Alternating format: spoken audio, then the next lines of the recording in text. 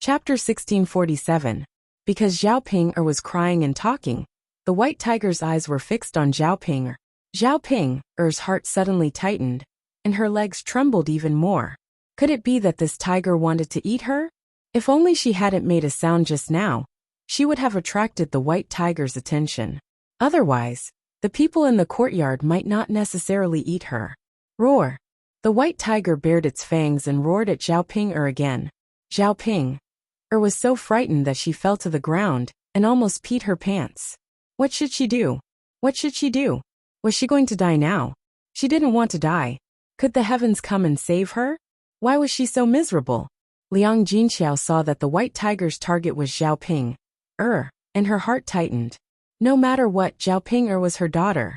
If she was eaten by the tiger, as a mother, she would definitely feel terrible. Moreover, Zhao Ping was still so young. Was she going to die before her own daughter? The other villagers saw that Zhao Ping had attracted the white tiger's attention and were slightly relieved. The tiger's stomach was definitely not that big. It should be full after eating one person. If it ate Zhao Ping, nothing would happen to the others. The white tiger slowly moved toward Zhao Ping. Zhao Ping was suddenly scared out of her wits. She sat there helplessly, not knowing what to do. Liang Jinxiao was so anxious that she stomped her feet and hurriedly said to Zhao Ping, Ping, why are you in a daze? Hurry up and run. Zhao Ping only came back to her senses when Liang Jinxiao shouted at her. She trembled as she got up from the ground and hurriedly ran in the direction of Liang Jinxiao. Liang Jinxiao's heart suddenly jumped. This wretched girl, why did she run towards her? She didn't know where she ran to. She didn't know what to do now.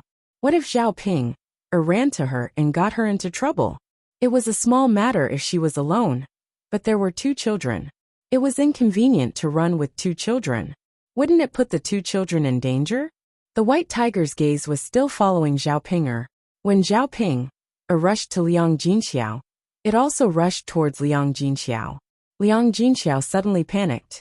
This white tiger was very dangerous. What should she do now? Mother, I'm scared. As Zhao Ping said, she hid behind Liang Jinxiao and pushed Liang Jinxiao forward. So Liang Jinxiao suddenly bumped into the white tiger. Liang Jinxiao looked at the white tiger, which was close at hand, and her face turned pale with fright. What made her the most unhappy was that Zhao Ping actually pushed her out. At such a dangerous moment, Zhao Ping was too selfish. She only cared about herself and never thought of others. Even her mother was not worth mentioning in Zhao Ping's eyes. In the face of danger, she chose herself and didn't care about her anger. Liang Jinxiao thought that she had been so good to Zhao Ping before, but Zhao Ping treated her like this. She suddenly regretted it. If she had known that Zhao Ping was so heartless, she would have broken up with Zhao Ping as soon as possible and never continued to contact Zhao Ping. Unfortunately, it was too late to regret now. Now she might become the white tiger's food. Chapter 1648. However, the white tiger did not immediately pounce on Liang Jinxiao. Instead, it paused in front of Liang Jinxiao for a few seconds and stared at Tian, who was in Liang Jinxiao's arms.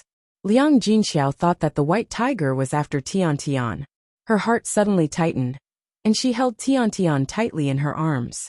Even if she died, she did not want anything to happen to Tian. The white tiger must not stare at Tian. Such a small child, so tender and cute, had not even grown up yet. It would be a pity if she was eaten by the white tiger. Liang Jinxiao's forehead could not stop sweating, but she did not dare to act rashly. She was afraid that if she moved, the white tiger might come forward and hurt her or Tian.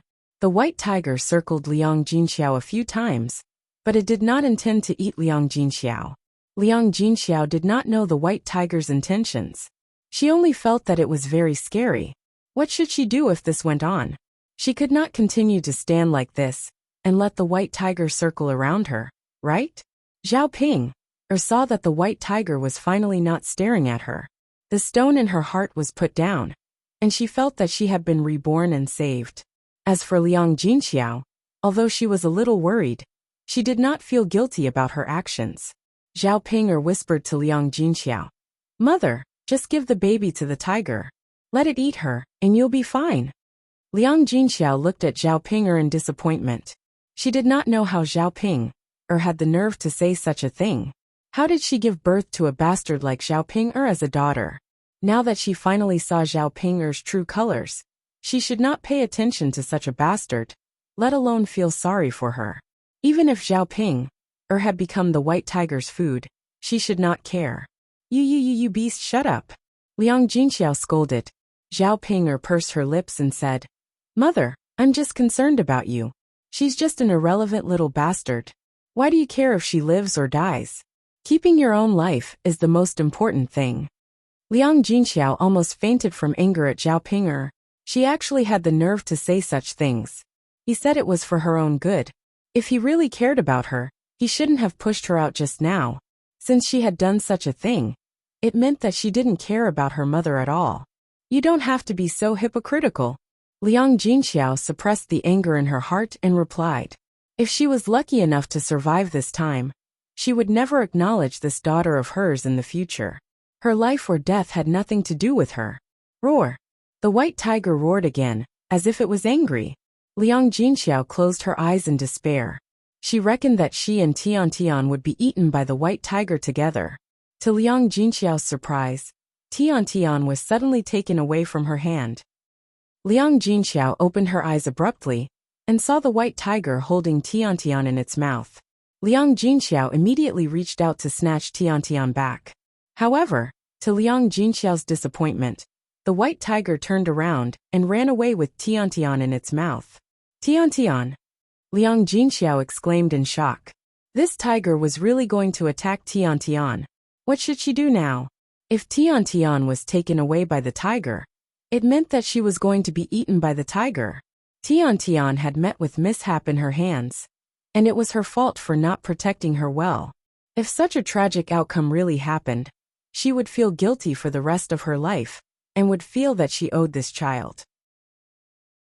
Chapter 1649. When the villagers saw the white tiger running away, they knew that they were out of danger. As long as they were not the ones who died, they felt very lucky. Although it took away a child, the child was not theirs. They would not be too concerned about things that did not concern them. Liang Jinxiao was a woman. How could she catch up with the white tiger? She said to the villagers in the courtyard, Can everyone help? Help me chase after the white tiger. My little niece has been taken away by the white tiger. If we don't catch up, she will definitely be eaten by the white tiger. What should we do? Liang Jinxiao spoke very anxiously, and her voice sounded like she was about to cry. The villagers did not dare to chase after the white tiger.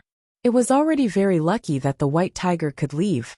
Otherwise, who knew if the white tiger would come back to eat them after eating the baby? Sister Liang, I can understand how you feel, but you have to know that the white tiger is very powerful. Who among us can deal with it? It's better not to chase after it. If we do, we will lose our lives in vain. That's right, Sister Liang. It's better not to chase after it. The child has a hard life. This is her fate. We can't win against the white tiger. We can only accept our fate. Now, even if we have the tools, we can't snatch Tian back from the white tiger. Isn't snatching something from the white tiger equivalent to courting death? These people were all persuading Liang Jinxiao not to throw her life away. They could not sacrifice themselves to help Liang Jinxiao snatch the child back. Liang Jinxiao's heart sank. Were they really going to let Tian be eaten by the white tiger? Such a young child. She was abandoned by her biological parents when she was born. How many days had she lived until now? She was a fresh and cute life. Why did God treat her like that? She was just a child. How big of a mistake could she have made? How could she end up like this?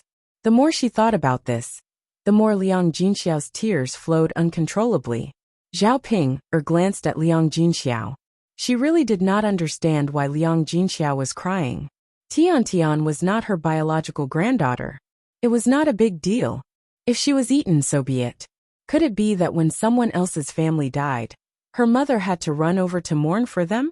Zhao Ping'er knew that Liang Jinxiao was angry with her, so she pursed her lips and held back her words.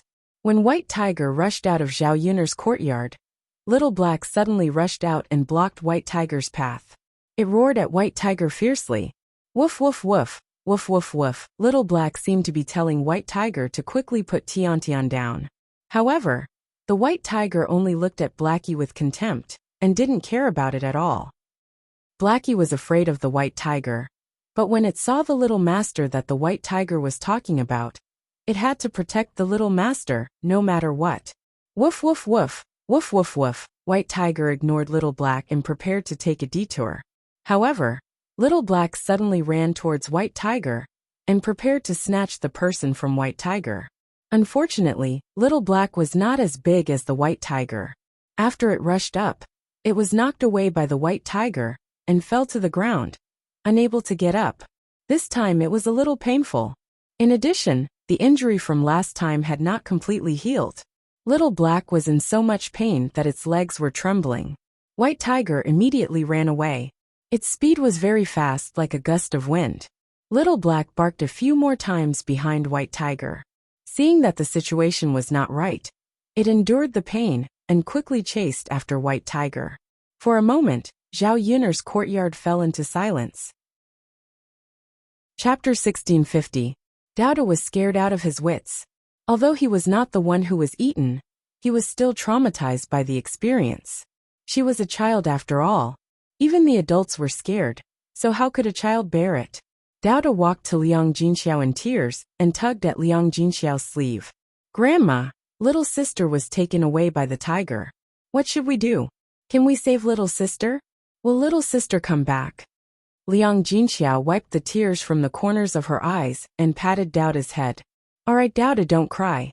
Grandma doesn't know what to do now. Let's wait for your mother to come back. When your mother comes back, we'll slowly think of a way to save Tian. Of course, she was just comforting Dowda. Liang Jinxiao knew very well that the chances of the child being taken away by the White Tiger were very small. How could they save her? When Zhao Yun'er found her, there might only be a pile of bones left, or even bones. Tian, this child was too pitiful. Whoa! Dowda couldn't help but cry. When he thought that Tian might be in danger, Dowda felt very sad. In fact, he had never felt so sad before. Several villagers who had experienced this incident were still in shock. This kind of experience of life and death made them feel scared. Several people left Zhao Yun'er's courtyard one after another. In a short time, the news of the White Tiger coming down the mountain and taking away the child spread throughout the village. Because of this incident, the village fell into panic. Since the White Tiger could come down the mountain the first time, there would be a second time, and a third time. This time, it was Tian who was taken away. Who could guarantee that it would not be their child next time? Therefore, all the villagers warned their children to be careful and not to run out to play. Otherwise, they might be eaten by the White Tiger. The children who liked to play around, under the threat and discipline of their parents, all hid in their own houses and did not dare to take half a step out. Liang Jinxiao could not come back to his senses for a long time. He was so anxious that he stamped his feet and hurriedly sent someone to inform Mu Lianfeng. Zhao Ping didn't dare to stay in Shuilan village any longer. She didn't take advantage of Zhao Yun'er's wedding banquet, so she quickly packed her luggage and rushed to her mother-in-law's house. Right now, whatever delicacies were placed in front of her was not as important as her own life.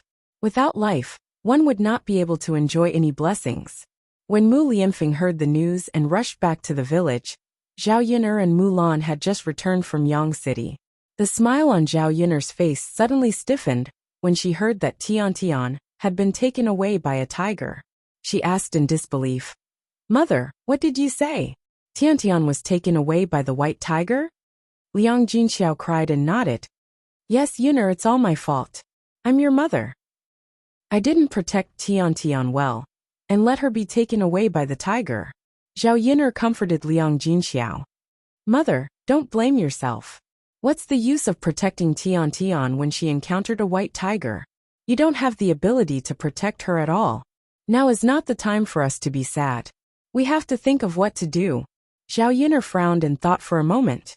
The White Tiger that Liang Jinxiao was talking about was probably the one that she and Mu Lianfeng had met on the mountain. If the White Tiger ate humans, the child would definitely eat them too. The reason why it held Tian in its mouth was probably because the baby's sweet smell attracted the white tiger. Chapter 1651. Zhao Yun was now worried about two problems. First, the baby had been taken away. She was afraid that the white tiger had eaten her. This beast was very wild. Naturally, it would not keep its prey for too long. Second, the mountain forest was so big. It would not be easy to find Tian Tian. If they were unlucky, they would not be able to find her even after a few days and nights. At that time, even if she was not eaten by the white tiger, such a small baby would starve to death if she did not eat for a few days. The more she thought about it, the more upset Zhao Yun'er became. Thinking about Tiantian's cute little face, it was really sad that such a small child encountered such a thing. Zhao Yun'er comforted her, but Liang Jinxiao still felt guilty. Sigh. Liang Jinxiao sighed heavily, her face full of worry. Zhao Yun'er knew that Liang Jinxiao was still upset. If they did not find Tian Tian, Liang Jinxiao would blame it on her. Okay, mother, don't sigh. Now is not the time to sigh. We have to think of a way quickly. Finding Tian Tian is the most important thing. Liang Jinxiao nodded heavily. Yes. Yun'er, you're right. The most important thing now is to find Tian Tian. Yun'er, let's go up the mountain together to look for her, okay? Zhao Yun'er thought that Liang Jinxiao was probably confused by her anxiety. She actually wanted to go up the mountain personally. It was dangerous on the mountain, especially when they went deeper. The periphery was fine, but the deeper they went, the more beasts they would encounter. Who knew if they would encounter danger? She was nimble and ran fast. She might be able to avoid them, but Liang Jinxiao could not. Liang Jinxiao was pregnant now. How could she withstand the torment? Zhao Yun'er then said to Liang Jinxiao, Mother, just stay at home and take good care of Daodu, Mu Lianfeng, and I will go up the mountain to look for him. Yun'er, but I'm worried. I can't sit still at home, Liang Jinxiao said with a frown. Zhao Yun'er sighed softly. Mother, you won't be of much help even if you go up.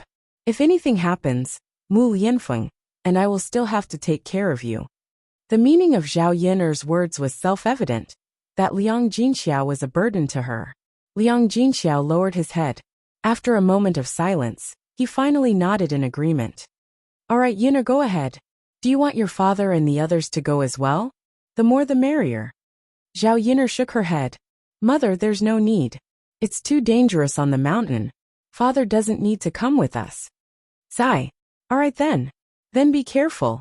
Got it, mother. Zhao Yun'er and Mu Lianfeng hurriedly packed up and brought along some self-defense tools. The two of them then headed up the mountain. Just as they reached the foot of the mountain, they saw Little Black limping down the mountain. Little Black had suffered such a serious injury last time and hadn't recovered yet. It seemed that he was injured again this time. Zhao Yun'er looked at Little Black with a trace of heartache in her eyes. Little Black, how are you? Are you all right? Zhao Yun'er asked gently. Woof woof woof. Little Black barked a few times at Zhao Yun'er.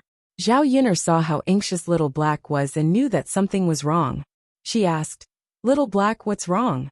Woof woof woof. Little Black barked again and hurriedly ran up the mountain.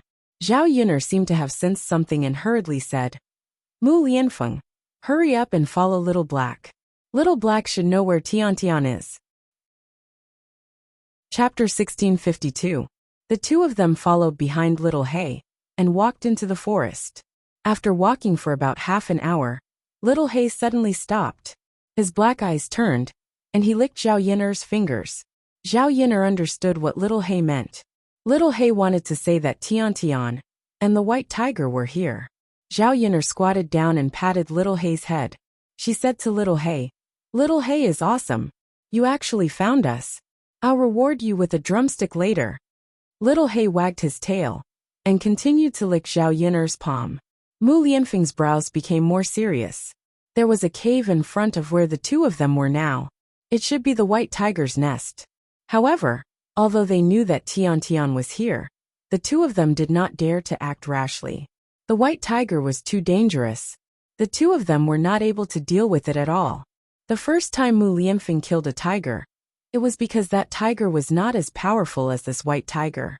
Under special circumstances, he was lucky enough to kill it. But against this white tiger, Mu Lianfeng did not have much confidence. Mu Lianfeng had already suffered under the white tiger's claws last time. This time, no matter what, he could not act rashly. Otherwise, not only would he not be able to save Tian Tian, he would also lose his life. Zhao Yun'er's brows knitted together. She did not know what to do. Could it be that they had to wait here for an opportunity? Zhao Yun'er looked at Mu Lianfeng, wondering if Mu Lianfeng had a way to save Tian Tian. Yun'er, let's not act rashly. Right now, we are in the tiger's mouth. Who knows if there are other tigers inside? If there is more than one white tiger, then we will be in trouble. Zhao Yun'er felt that Mu Lianfeng's words were very reasonable. Who knew how many tigers were in this tiger's nest? If they were unlucky and met a few more, then she and Mu Lianfeng would become the white tiger's prey. Right now they could only use their wits. They could not act rashly and lose 2 lives for nothing. Okay, let's go to the tree and wait first, Zhao Yun'er said. Yes. Mu Lianfeng nodded in response. Before going up the tree, Zhao Yun'er patted Little Hei's head and said, Little Hei, find a place to hide. Don't come out if there's nothing, okay? Little Hei wagged its tail to show that it understood. Then it turned around and found a bush to hide in. Little Hei couldn't be seen in the bush. Zhao Yun'er and Mu Lianfeng went up the tree one after another and waited. Although they were very anxious at this moment, they could only can't wait. After waiting for 2 hours, there was no movement in the tiger's den. Zhao Yun'er couldn't sit still. Now, were they really going to continue waiting like this? Out. Let me think. Mu Lianfeng pondered for a moment and said, Why don't I lure it out? That's too dangerous. Zhao Yun'er hurriedly shook her head. She felt that this method was not advisable. If I don't lure it out, I don't know when the white tiger will come out. Even if Tian Tian is not eaten, she will be hungry. Mu Lianfeng thought of Tian Tian, and the worry in his heart was no less than Zhao Yun. Although Tian Tian was not his biological daughter, after this period of time, Mu Lianfeng had already treated Tian Tian as his own daughter. Zhao Yun'er felt that the current situation was difficult to get off. No matter which choice she made, she would be worried. Chapter 1653. Little Hei's barking helped Zhao Yun'er and Mu Lianfeng lure the white tiger out. This way, Mu Lianfeng and Zhao Yun'er had a chance to go into the cave and take a look. After Little Hei barked a few times, they heard a deafening tiger roar coming from the cave entrance. Roar! Just hearing this voice was enough to scare people. Thinking of how powerful the white tiger was, the two of them did not have much strength and could not easily provoke it. After a while, they saw a white tiger coming out of the cave entrance. It was the one Zhao Yun'er and Mu Lianfeng saw last time. The white tiger came out of the cave entrance and glanced at Little Hei. Zhao Yun'er's heart suddenly tightened. Little Hei would not be in any danger, right? After all, Little Hei was just a dog. How could it fight against a white tiger? Zhao Yun'er wanted to shout, Little Hei, run! But she was afraid that the white tiger would notice if she shouted. Not only did the plan to lure the tiger away from the mountain fail, but it also failed to save Tian Tian and implicated her. Fortunately, Little Hei seemed to have heard the words in Zhao Yun'er's heart and quickly ran away. The white tiger chased after Little Hei. Although she did not know if the white tiger would catch up with Little Hei, or if Little Hei would be in danger, Zhao Yun'er did not want to care about it. Little Hei was so smart, and was not an ordinary dog. It should be able to deal with it cleverly. Now, it was better for her and Mu Lianfeng to quickly go into the cave to check out the situation. After Little Hei barked, only one white tiger came out of the cave. There should not be other tigers, or else they would have come out together. At this time, the cry of a baby came from the cave entrance, but it quickly disappeared. Zhao Yun'er's heart skipped a beat. This cry was Tian Tian's. Since Tian Tian cried just now, it meant that Tian Tian was fine. It was already a miracle that she was not eaten by the white tiger. Mu Lianfeng, let's go into the cave quickly. Mu Lianfeng responded loudly. The two of them came down from the tree together and ran in the direction of the cave entrance. The cave was not very big, and they walked in after a while. However, what surprised Zhao Yun'er and Mu Lianfeng was that there was a white tiger lying inside. This white tiger was slightly smaller than the previous one, but it was still very strong.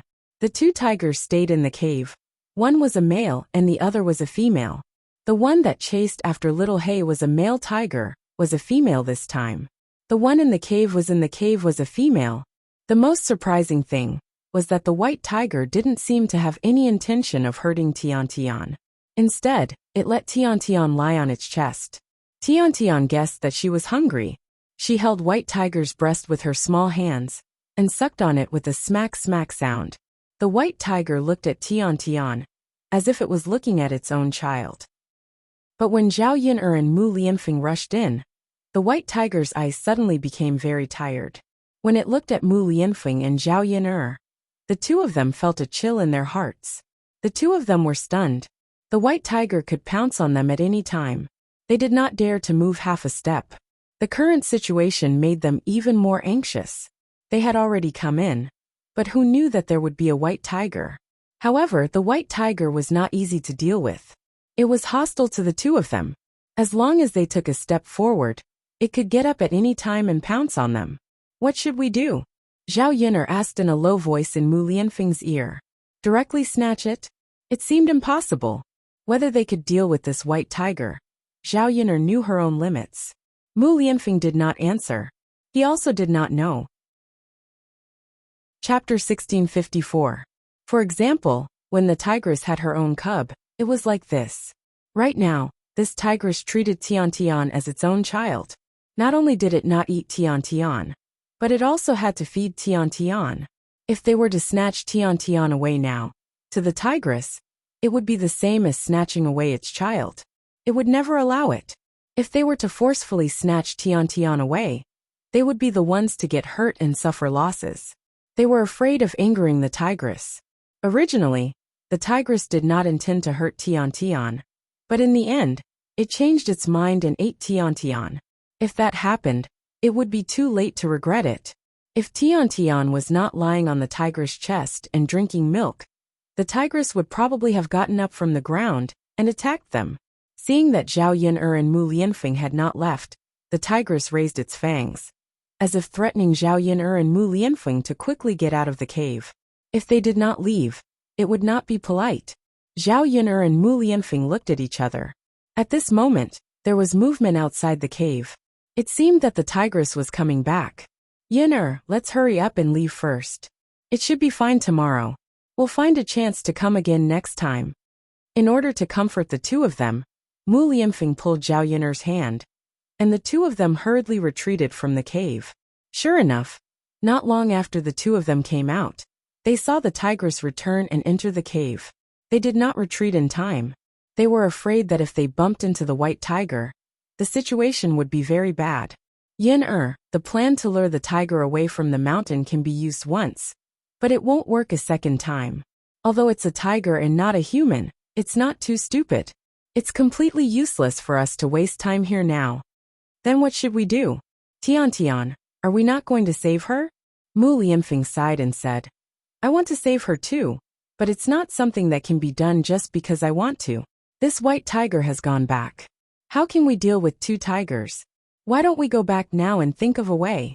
Tian won't be in any danger at this time. That tiger should treat Tian as its own child. Zhao Yin'er thought for a while, and had no choice but to follow Mu Lianfeng's arrangement. There were only two of them. They were too weak to save Tian. It was better to go back and think of a way. Alright then, let's go back. Yes.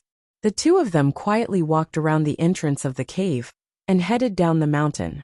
Not long after, they bumped into Little Black.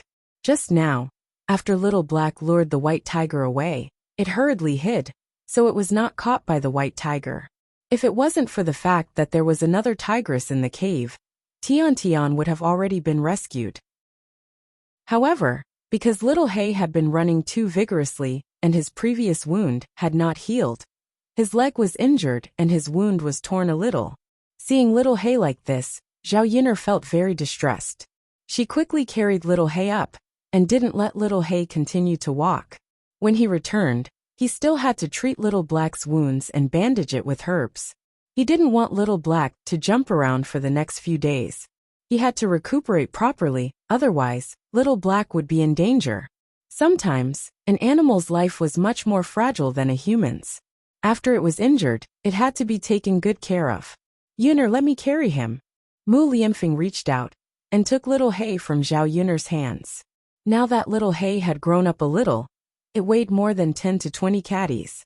It was indeed very heavy in her hands. After Mu Lianfeng took it, Zhao Yuner's hands suddenly became lighter. The two of them continued to walk down the mountain. The two of them walked tiredly for half an hour, and finally walked down the mountain and returned to the village. Chapter 1655. Heir presumptive, Yuner, why are you back so soon? How did it go? Did you find Tian? Is she all right? Liang Jinxiao asked anxiously. Zhao Yuner and Mu Lianfeng both frowned. Seeing that the two of them did not return with the child, Liang Jinxiao thought that Tian had been eaten by the white tiger. He immediately burst into tears, and tears flowed out uncontrollably. Seeing that Liang Jinxiao was in tears, Zhao Yuner hurriedly said, Mother, although we couldn't save Tian, she's fine now. Liang Jinxiao did not understand Zhao Yuner's words. How could she be fine if they couldn't save her? The tiger was very ferocious. Wouldn't it eat Tian? Zhao Yuner comforted Liang Jinxiao with a few words, and told him about the situation that she and Mu Lianfeng encountered when they were looking for Tian. After hearing Zhao Yuner's account, Liang Jinxiao opened his mouth in shock. He had lived for decades, but this was the first time he had heard of such a situation. The tiger took the child away, but not only did it not eat it, it even fed the child milk. Did this mean that Tian was really fine? The tears that had been flowing uncontrollably finally stopped. Zhao Yuner tugged at Liang Jinxiao's hand and said, All right, mother, don't cry. Let's slowly think of a way. Sigh, all right, that's all we can do now. As long as the child is fine, we have a chance to save her. Yes. Zhao Yuner nodded. It was already past lunchtime. Liang Jinxiao and Zhao Wenhua were anxiously waiting at home, and were not in the mood to eat. Zhao Yuner and Mu Lianfeng were a little hungry after going up and down the mountain. Zhao Yuner said, Mother, let's think of another way. Let's hurry up and prepare something to eat. Everyone hasn't eaten lunch yet. You must be hungry, right? All right, Mother will prepare it. All right, Mother, just make something simple. All right, then let's make a few bowls of noodles. It's more convenient that way. All right, Liang Jinxiao responded, and turned to go into the kitchen. They made do with some vegetarian noodles for lunch, but it was not too shabby. Liang Jinxiao took a few eggs out of the chicken coop. Since they had a few chickens, they receive a few eggs, enough for their family. Normally, the people in the countryside wouldn't eat the eggs laid by other people's chickens. Instead, they would save the eggs to exchange for money, or use the eggs to exchange for other daily necessities. Now that the third branch's life was getting better and better, Liang Jinxiao didn't think about being thrifty in this aspect. Basically, the eggs that the chickens laid were eaten to nourish the children's bodies. Frying. After Liang Jinxiao fried an egg for each of them, he added some lard and half a pot of water. He started to heat it up, and then sprinkled a few handfuls of noodles into it. He estimated that the noodles would be enough for a family. In a few minutes, the noodles were ready. He sprinkled some chopped green onions into the noodles when he took them out of the pot. It was not as fragrant as meat, but the noodles were not bad, especially the fragrance of the chopped green onions. It felt like they could smell it from afar. He added a few fried eggs and cooked them together. It was just right to increase the freshness of the noodles. It did not take long to cook. To the country people, it was already a delicacy. Liang Jinxiao scooped a bowl of noodles for each of them, and called for them to eat.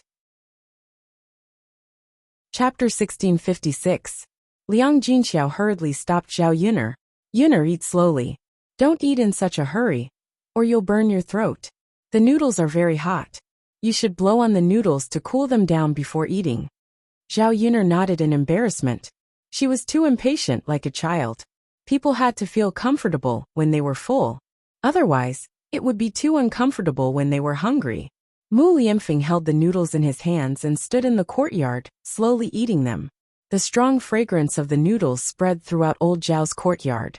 Feng Zhangxia smelled the fragrance of the noodles and walked out of the house. Because she was thinking about Zhao Yuner's family's banquet at noon, Feng Zhangxia did not prepare lunch. Who knew that the white tiger would take Tian away?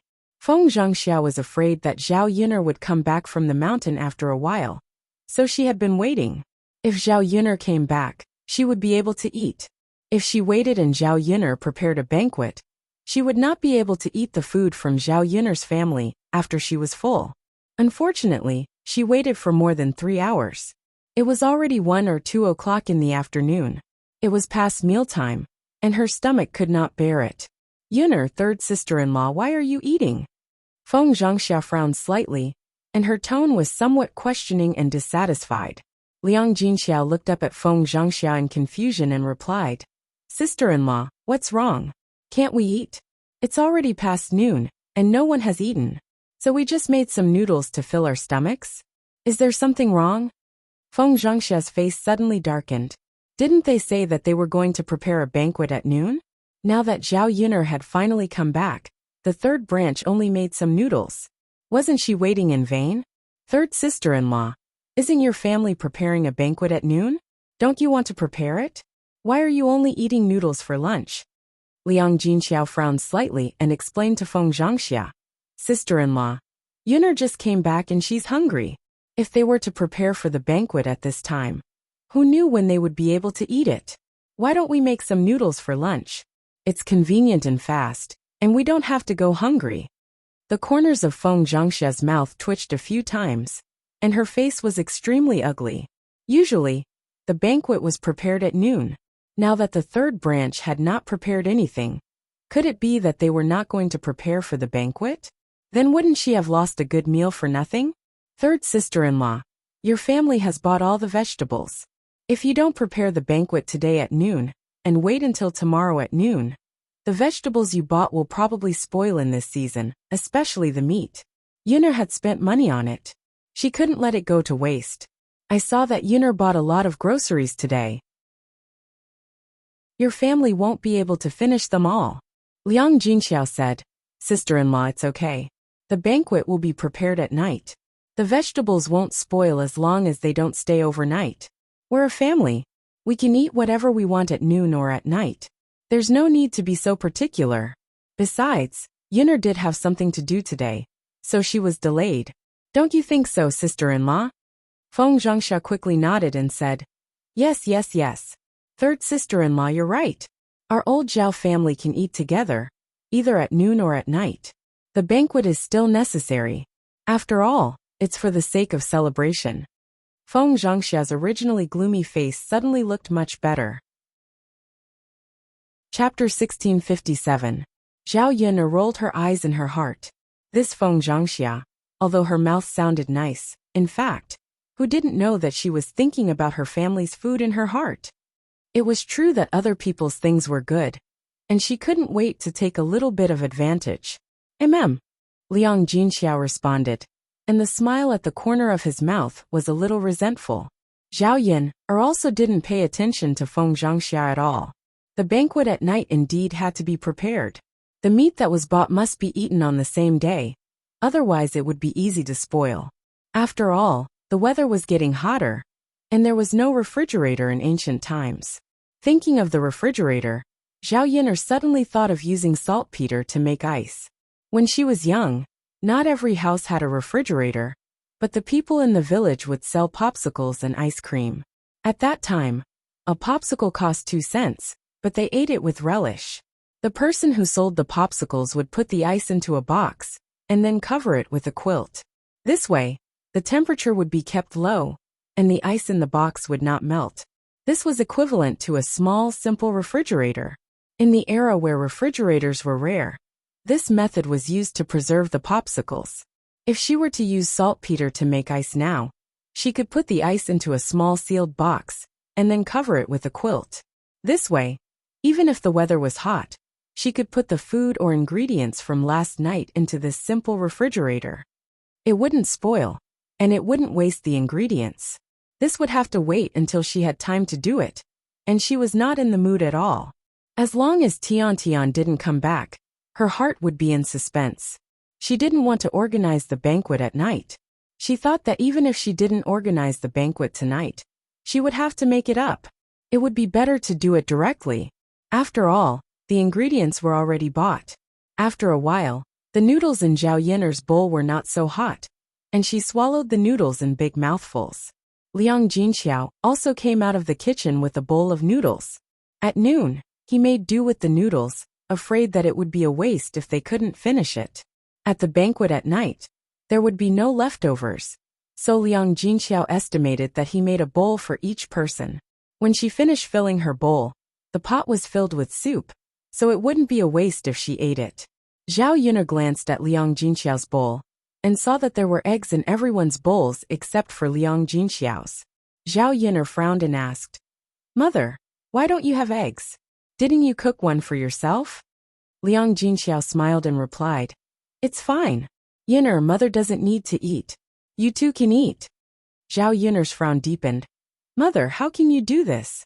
You're not willing to eat it yourself, so you're saving it for us? Mother, you don't need to eat." "It's not like I'm saving it on purpose." Liang Jinxiao continued to smile. Zhao Yun'er showed a poker face. Sometimes she really couldn't stand Liang Jinxiao. Just like her mother from the 21st century, she always gave good things to her family and never ate them herself. It was just an egg. What was the point of saving it? "Mother, you're not like before. You're pregnant. Don't not eat. If you don't eat, how can you replenish your nutrition? What about the child in your belly? Even if you don't think for yourself, you have to think for the child." Zhao Yun'er lectured as if she was an elder who needed to be lectured. She switched her role with Liang Jinxiao's. Chapter 1658. Zhao Yun'er sighed and said, "Mother, the past is the past, and the present is the present. How can the past be compared to the present? Don't say so much now. The most important thing is to take good care of your body. Come, Mother, eat the egg in my bowl. I'm fine." With that said, Zhao Yun'er picked up the untouched egg in the bowl and placed it in Liang Jinxiao's bowl. Liang Jinxiao was slightly stunned and hurriedly wanted to return the egg to Zhao Yun'er. Zhao Yun'er moved the bowl to the side and said, "Mother, just eat it. Don't give it back to me." Liang Jinxiao frowned and sighed. "Yun'er, you little girl, eat it yourself. Why are you giving it to Mother?" Sigh. "Mother, I'm not pregnant, so I don't need to nourish my body. You're pregnant, so naturally you have to eat more." Zhao Wenhua watched from the side and smiled at Liang Jinxiao. "Yun'er's mother, just eat it when Yun'er asks you to. Don't delay. Next time if there's anything good, you have to be the first to eat it." Liang Jinxiao was helpless when she saw that Zhao Wenhua was also persuading her. Looking at the egg in the bowl, Liang Jinxiao thought about how filial her daughter was and how the family's life was getting better and better. Tears welled up in her eyes. "Yun'er, how about this? Mother will eat the egg, but we have to split it in half. Otherwise Mother won't eat it." Liang Jinxiao picked up the egg and split it in half. Zhao Yun'er looked at Liang Jinxiao's stubborn expression and had no choice but to say, Okay. Mother, I'll eat half, and you eat the other half. This should be fine, right?" "Okay." Liang Jinxiao smiled and put half of the egg in Zhao Yun'er's bowl, but she picked the bigger half. Zhao Yun'er felt a little helpless. Perhaps this was how parents treated their children. They always want to leave the best for their children. This was Liang Jinxiao's nature, so she definitely could not make her change anything at the moment. He saw that Zhao Yun'er's family was enjoying the noodles because there was enough oil in the noodles. Unlike them, they only added some water and didn't add any sesame oil. The entire courtyard was filled with the fragrance of noodles. That fragrance went straight into her nostrils, and Feng Zhangxia's stomach became even hungrier. Feng Zhangxia swallowed a few mouthfuls of saliva. "Third sister-in-law, I didn't eat at noon. Do you still have noodles in your pot? Make some for me." Liang Jinxiao looked at Feng Zhangxia, frowned, and said apologetically, "No, sister-in-law, I only cooked one bowl of soup. I didn't cook that much." Feng Zhangxia pursed her lips and said, "All right then. Third sister-in-law, why didn't you cook more noodles? I'm afraid I can't finish it." Feng Zhangxia swallowed her saliva and didn't continue speaking. Zhao Yun'er saw Feng Zhangxia's eager look. She guessed that Feng Zhangxia was thinking about her family's noodles.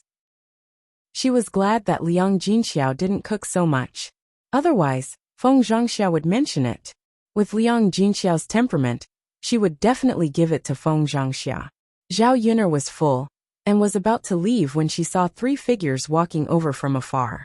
These 3 people were old Zhao's second son. Today, Zhao Wenshui had no choice but to go to Li Chueying's maternal home and bring Li Chueying back.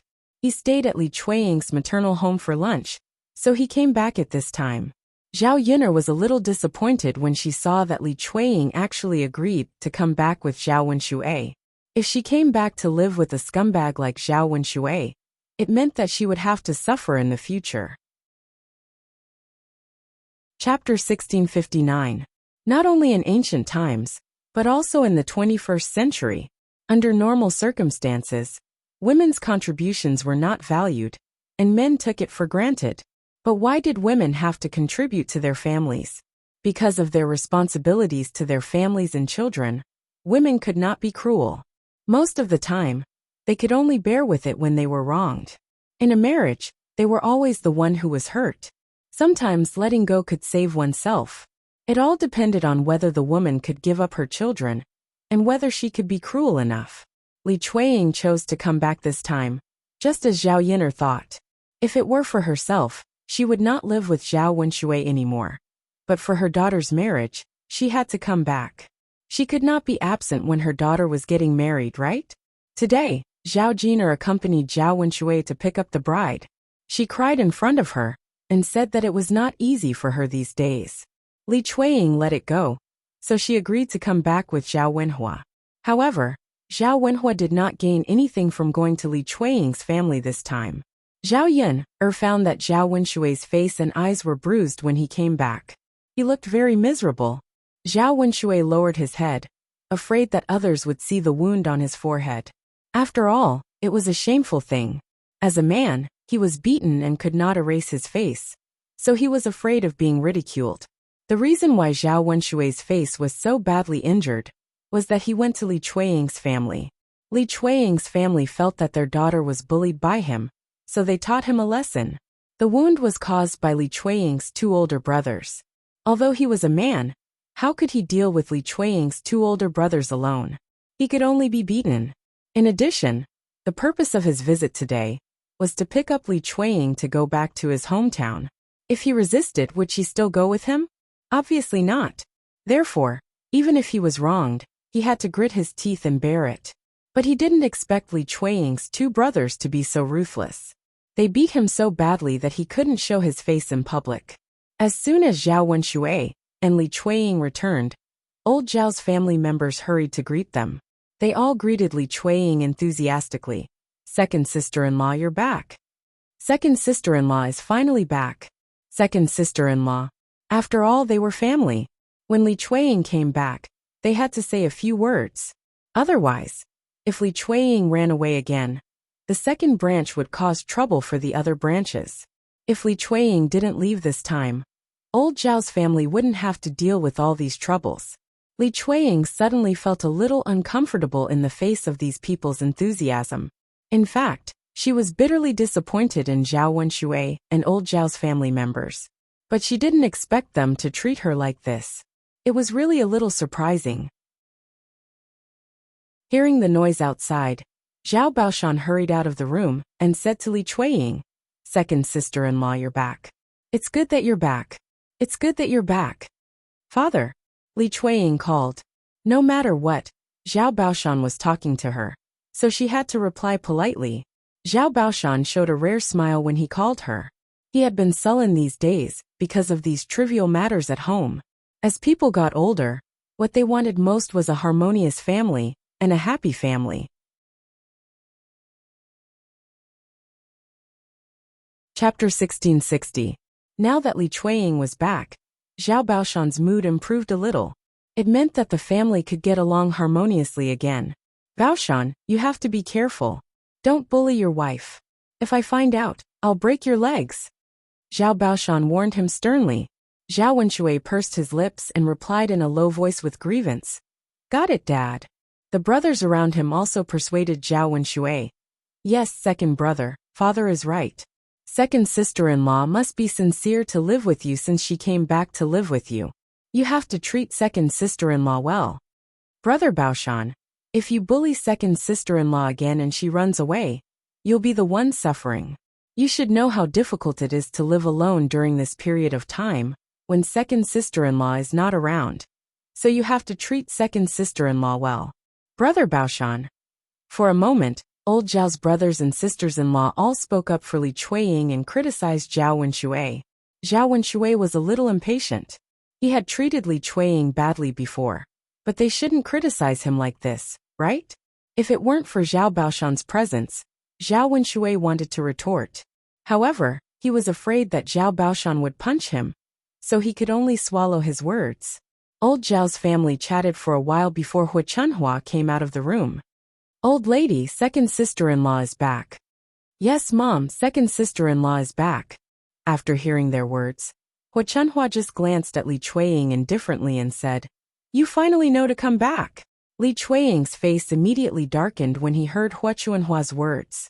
He knew that Hu Chunhua was dissatisfied with him. The good atmosphere was ruined by Hu Chunhua's words. Zhao Baoshan glared at Hu Chunhua and reprimanded her. Old woman, what are you saying? Second daughter-in-law has finally come back. If you don't have a good attitude, be careful that she doesn't leave in anger. When that time comes, I'll see who's going to take care of the second branch. They'll drag you down.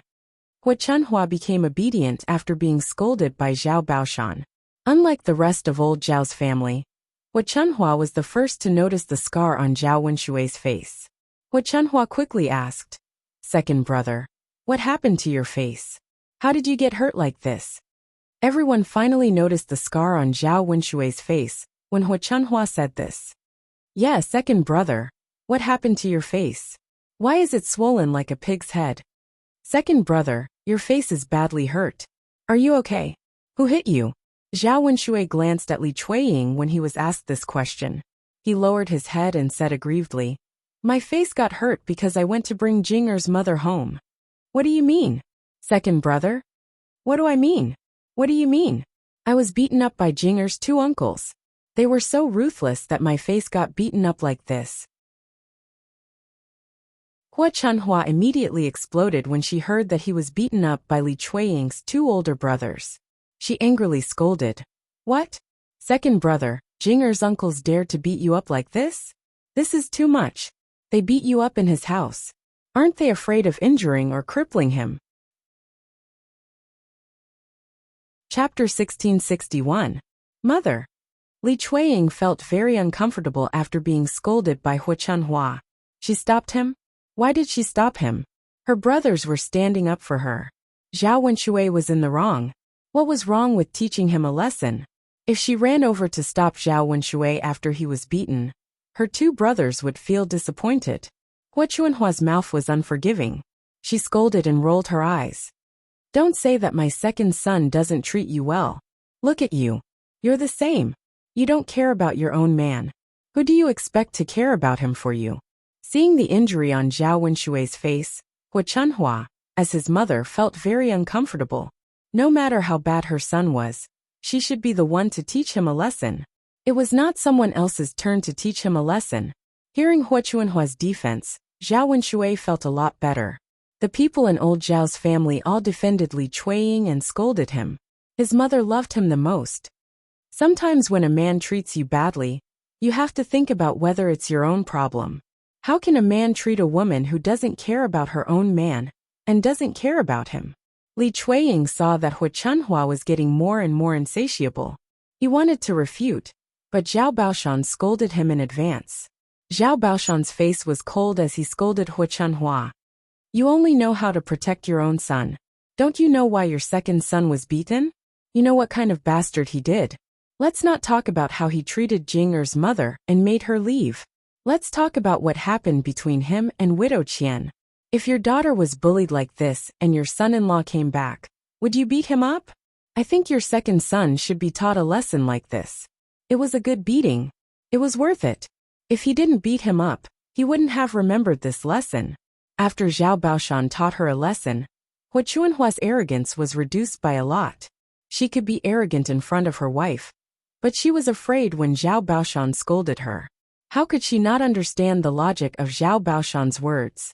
But which mother would not protect her son and protect her daughter-in-law. Her heart ached when she saw Zhao Wenxue being hit so hard on the face. Mother, don't scold second sister-in-law. You can't blame second sister-in-law for this. Zhao Wenhua chimed in. Not only did he think that Zhao Wenxue deserved the beating this time, but he was also afraid that Hu Chunhua would drive Li Chueying away again. Since that was the case, what was the point of having Zhao Wenhua go to Li Chueying's maternal home to bring Li Chueying back? He even got beaten up for nothing. Except for Hu Chunhua, the other members of old Zhao's family were more reasonable. After they took turns to scold Hu Chunhua, she was discouraged. Okay, I won't say any more. It's my fault. It's all my fault, okay? Hu Chunhua snorted softly, turned around, and went back into the house. Zhao Baoshan looked at Hu Chunhua's back as she left. His eyebrows twitched. He felt that old Zhao's family had so many discordant things because of Hu Chunhua. So what if she didn't say a few words? She would only be happy when the whole family was unhappy. Fortunately, there was no big conflict. When he went back, he would talk to her and tell her not to bully his wives. Second sister-in-law, you must be tired from the journey. Go back to the house and rest. Chapter 1662. After such a long journey, Li Chueying was indeed a little tired.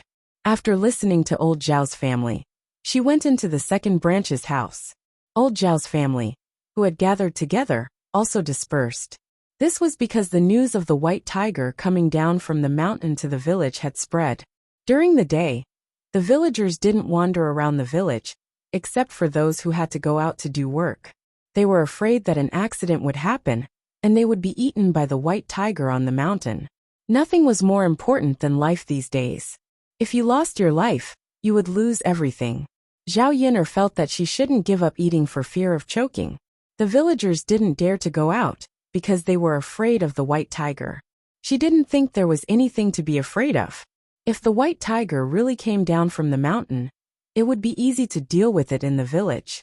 Not long after Zhao Yin'er went to the big house at the foot of the mountain, the furniture store sent the things over. There were several beds and cabinets, and it took 3 ox carts to bring them over. These pieces of furniture added together were extremely luxurious and shocking. Mulan's custom-made furniture was less than Zhao Yin'er's, so it only took 1 ox cart to send it over. Because there were many people in Zhao Yin'er's family, they had to prepare a few more beds. When Zhao Tianan married Mu Hin, they had to prepare a wedding house. In this wedding house, the bed, wardrobe, and other basic furniture had to be prepared. They couldn't let such a good girl like Mu Hin suffer after marrying over. When the ox carts came to the village and saw so many pieces of furniture, some villagers who were bold and liked to join in the fun came out to watch. In broad daylight, with a few people together, even if the white tiger came over, there shouldn't be any big danger. One by one, they went to Zhao Yin'er's new house to join in the fun. However, compared to before, there were much fewer people joining in the fun. Zhao Yin'er's family had built a big house, and now they bought so many pieces of furniture. How much money did they spend? Originally, everyone in the village was about the same. Their lives were also ordinary. They were not rich and powerful. Now, only Zhao Yin'er's family had become an exception. How grand would it be to live in a big house with such furniture? It was almost the same as the big families in town. It would be a lie to say that they weren't jealous. What people hated the most was to see someone who was about the same as you suddenly become rich one day. The contrast in their hearts would cause them to feel a huge gap in their hearts. Naturally, they would feel unhappy. Oh, my old Zhao's third branch is really rich. They must have spent a lot of money to buy so much furniture, right? That's right. With so much furniture, how could they not spend money? I don't think you can buy these things without at least 3 or 4 taels of silver. I say, since old Zhao's third branch is so rich, why don't they buy a house in town instead of spending so much money to build a house? He's not the same as us, so he shouldn't stay in the village. You don't know, but it's not cheap to buy a house in town. Their family is rich in the village, but it's not necessarily the case in town. How can they have a sense of superiority in front of us? They're deliberately showing it to us, so that we can be envious and jealous. However, there's no other way. I have to admit that old Zhao's third branch's life is getting better and better. They're much better than us. Oh, that's right. They're different from us. We can't climb up to such a neighbor. Yes, we can't. They're rich now, and we're poor. Chapter 1663. These villagers' words were more sour than the other. To put it bluntly, they were jealous and couldn't bear to see others doing well. Zhao Yun's family's conditions suddenly improved so much that they hated her. Zhao Yun heard the words of the surrounding villagers, but did not pay attention to these people. Others could say whatever they wanted. That was their business, and she couldn't care less. Her family's life was good, and others couldn't take advantage of it. They could only watch. Several ox carts stopped in front of Zhao Yun's house. At this time, they were delivering furniture to him. The coachman's forehead was full of sweat. Zhao Yun just prepared a pot of tea, so he let the coachman rest for a while and drink a cup of water. The cart drivers didn't expect Zhao Yun to be so polite. They took the tea and drank it with a smile. Usually they didn't drink tea. They only drank ordinary water. The first time they tasted it, they felt that it was exceptionally delicious. When they drank the tea, they felt that it was slightly bitter at first. Later, they felt that it was sweet and had a special taste. Moreover, it could quench their thirst. After drinking a cup of tea, the heat dissipated, and their entire body felt much more comfortable. In order to support their families and earn more money, they couldn't wait to make a few more trips a day. Every time they made a trip, they would settle the bill. Even under the hot sun, it was no exception. At this time, people were about to get a heat stroke. For the sake of money, they still took the ox cart. Usually, after they made a trip to deliver the goods, the owner wouldn't be so polite to them. Zhao Yun was one of the few. Uncles, please sit down and cool down. I've taken up a bit of your time. I'll find someone to help move it down. Seeing that Zhao Yun was so polite, the cart driver smiled and said, There's no need to find someone. We'll help move it. Zhao Yun was a little embarrassed. Won't this be too troublesome for you, uncles? These things are quite heavy. It's a bit tiring to move them. You're already tired enough to come all the way here under the hot sun to deliver the goods. The cart drivers waved their hands and said, It's okay. Now that I've drunk a cup of tea, I feel much better. With the few of us together, it should be very fast to move it. Then we won't have to go through the trouble of finding him. Zhao Yun saw that the coachmen were honest people, and their attitudes were sincere. Although she was a little embarrassed, she nodded in agreement and said, Then I'll have to trouble you, uncles. In addition to her, there was also Mu Lianfeng and 3 coachmen, who delivered the furniture. In less than 20 minutes, the furniture was brought back and placed in the room. After confirming that they were safe, the coachman left. Zhao Yun looked at the originally empty house. Because of the furniture, it suddenly became more full. However, she still had to buy some other things when she got back and tidy up the house. It definitely wouldn't be worse than the house of a rich family.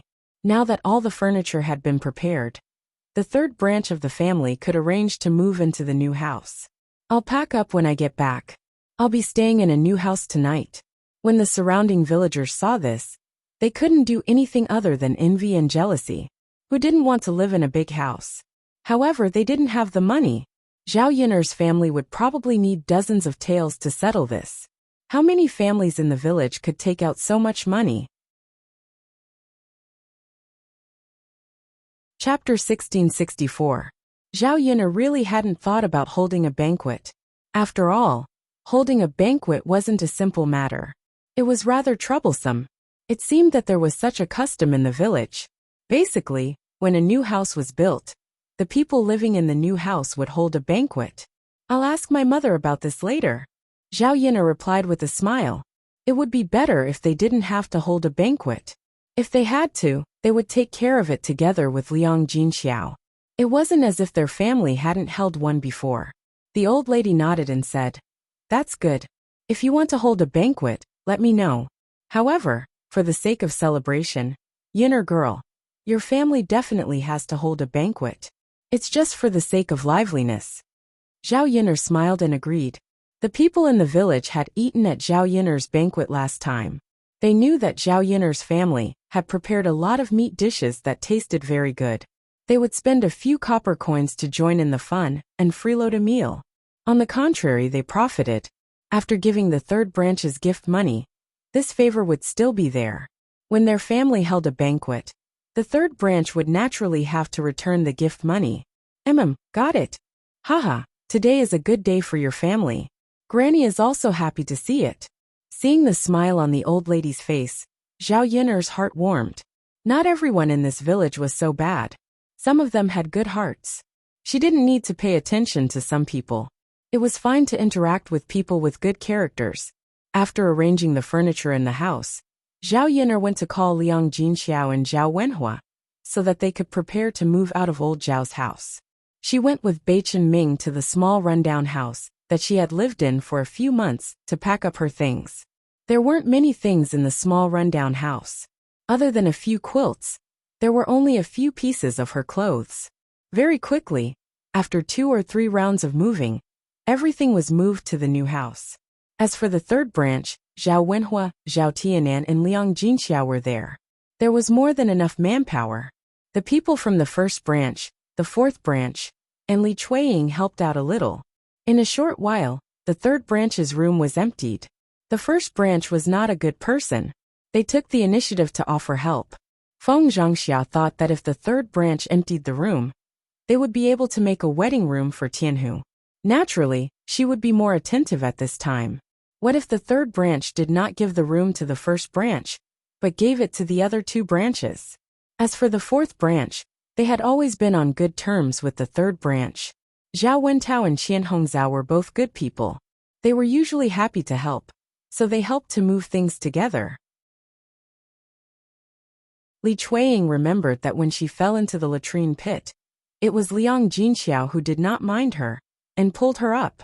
At this moment, he finally found a chance to repay his kindness. Seeing that the third branch had moved out of old Zhao's house, the first branch was happy that the third branch had moved out of the room. The fourth branch was happy that the third branch could live in the big house. Only Hua Chunhua stood in the courtyard pouting. Her expression was uncertain. Zhao Baoshan caught a glimpse of Hua Chunhua's sullen face and asked in confusion, "Old woman, what's with your reaction? It's a happy event for the third branch to move into the new house. You're making it look like a funeral. How unlucky." Hua Chunhua glared at Zhao Baoshan and said, "What am I happy about? What's there to be happy about? The third branch is moving into the new house, but they won't take me with them." The corner of Zhao Baoshan's mouth twitched. "I was wondering why you were unhappy. So it's because of this." "I'm right. I raised a son for nothing. He's living a good life without his mother." Chapter 1665. Playing dumb? Why would I play dumb? You know very well that Yin is the one who built the house. Why are you arguing with third brother? That Yin girl is not a good person. Our old Zhao family has raised her for nothing. Zhao Baoshan snorted. All right. No one is to blame for this. If you want to blame someone, blame yourself. Blame yourself for making a wrong judgment back then. Tell me, if you were nicer to Yin back then, she might have been nicer to you back then. If you don't move in now, then you deserve it. You old man, how can you say that? You only know how to speak up for that girl.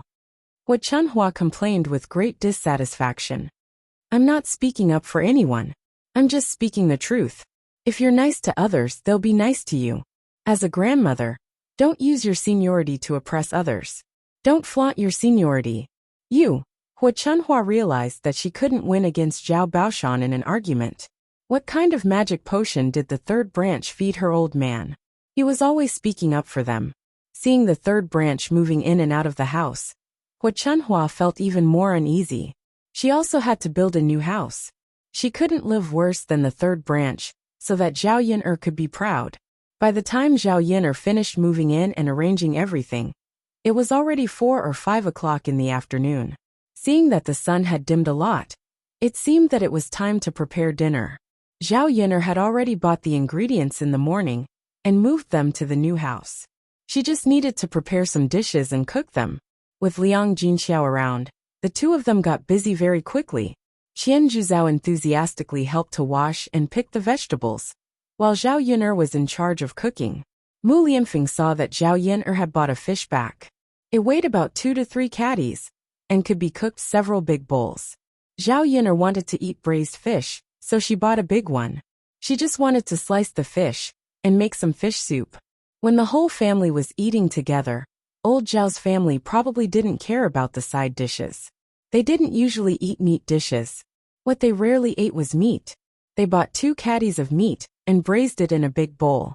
They could even stir-fry some shredded meat with the side dishes. This kind of meal be served until the new year. Seeing that Mu Lianfeng was about to kill the fish with a knife, Qian Zhuzhao hurriedly stepped forward and stopped Mu Lianfeng. "Lord Heir, let me kill this fish. Please rest." Mu Lianfeng raised his head and glanced at Qian Zhuzhao. He smiled and said, "It's fine. I'll do it. Let me do it." Mu Lianfeng was a little puzzled. "It's really okay. I know how to do this. Yun'er taught me. Fourth aunt, you don't have to help." However, Qian Zhui insisted. "Heir apparent, although this isn't a tiring task, the fishy smell on the fish is too strong. You can't smell it. What if the fish's blood splashes onto your body while you're doing it? Your clothes look very expensive. You should pay more attention to them. I'm wearing coarse clothes. It's better for me to do it." As she spoke, Qian Zhuzhao went forward and took the knife from Mu Lianfeng's hand. Then, she squatted down and began to kill the fish. Mu Lianfeng smiled helplessly. It seemed that he couldn't work in his usual clothes. He had to prepare some tattered clothes. That way, no one would stop him from doing farm work the next time he wanted to do it.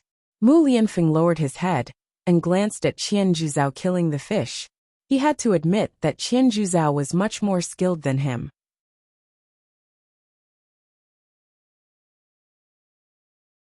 Chapter 1666. Now that Zhao Yun'er's family had built a new house, the kitchen was bigger. Knowing that the few people in the family were gluttons and loved to eat, Zhao Yun'er prepared some delicious food from time to time. It would be more convenient for them to cook in the future if the kitchen was bigger. Usually, she liked to cook some food for herself. Previously, when 2 people entered the kitchen, they couldn't turn around. This time, there were 3 people in the kitchen, and it was still very spacious. There was a large table in the middle of the kitchen. There were bowls, chopsticks, and ingredients on it. There was also a chopping board for them to cut vegetables on. There were 2 windows in the kitchen. The lighting was very good, and the ventilation was good. In this season, one was most afraid of stuffiness when working in the kitchen. In the previous small kitchen, people couldn't stand it after a while. Now they didn't feel uncomfortable in the kitchen. Qian Red Date sighed as she helped to cut the vegetables. "A big house is good. It's more comfortable to cook in a big kitchen." Liang Jinxiao smiled and replied, "Yes, I think it's good too. I never thought that I would live in a house like this one day. It feels like a dream." Qian Red Date laughed even more happily. "Haha, third sister-in-law, this is all because Yun'er is good. If it weren't for Yun'er, she wouldn't be able to live in a house like this." Liang Jinxiao nodded in response. There was a sense of pride between her eyebrows. The greatest blessing in her life was to give birth to such a daughter. She brought the family to live a good life after suffering. The 2 sisters-in-law chatted as they cut the vegetables. Soon they were ready. Zhao Yun'er got the money for the stove and started to cook. After a while, a strong fragrance wafted out of the kitchen, especially the smell of meat. They couldn't help but swallow their saliva. They couldn't wait to eat it immediately. At this moment, in addition to being tempted by the smell of Zhao Yun'er's cooking, they were also hungry because they moved back and forth in the afternoon. There was a lot of work to do. The noodles they ate at noon were easy to digest but not filling. Now they only felt that their stomachs were empty. In the kitchen, Zhao Yun'er quickly cooked a few dishes. In the evening, old Zhao's family came over. Zhao Yun'er knew old Zhao's family's fighting ability, so she prepared more food. She was afraid that those people wouldn't have enough to eat, and the third branch wouldn't have enough to eat. In addition to the fresh vegetables, Zhao Yun'er stir-fried a plate of fresh meat with garlic moss, and added a few pieces of green pepper.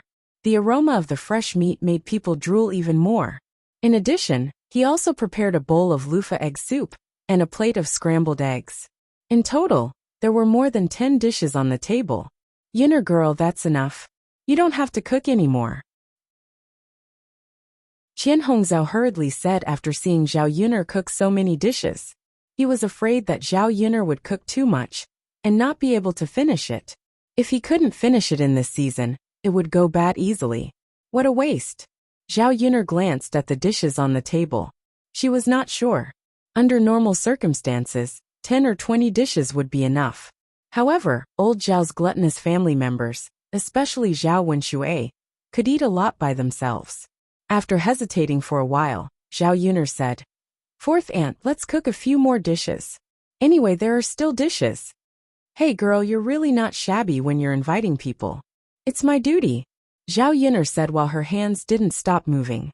The stove was burning wood, and the fire was very strong. A dish could be cooked in the pot for a few minutes. It was more convenient to cook vegetables without stewing. Chapter 1667. The pancakes were made with flour and a few eggs. They were mixed together, and then heated up in a pot. Some rapeseed oil was added, and then dropped into the pot. One side of the pancake was cooked, turned over, and pasted on the other side. Because of the addition of eggs, the pancake was golden yellow. It was beautiful and fragrant, making people salivate. After a while, the food was finally ready. Zhao Yunner stood in front of the stove, and her forehead was covered with sweat. Her back was also soaked. She had to wash it well at night, and then go to bed. "Dinner is ready, dinner is ready. Everyone, sit down quickly." Liang Jinxiao greeted old Zhao's family with a smile. Zhao Yun ordered a large round table among the furniture. Old Zhao's family could squeeze together and eat at the same table.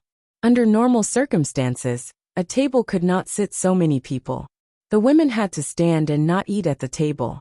Now that they could all sit down, they were naturally happy. "I've been hungry for a long time after smelling Yunner's food. After waiting for so long, it's finally time." "Yes, Yunner's cooking is amazing. Let's not be stunned and eat quickly." Yes, let's eat quickly."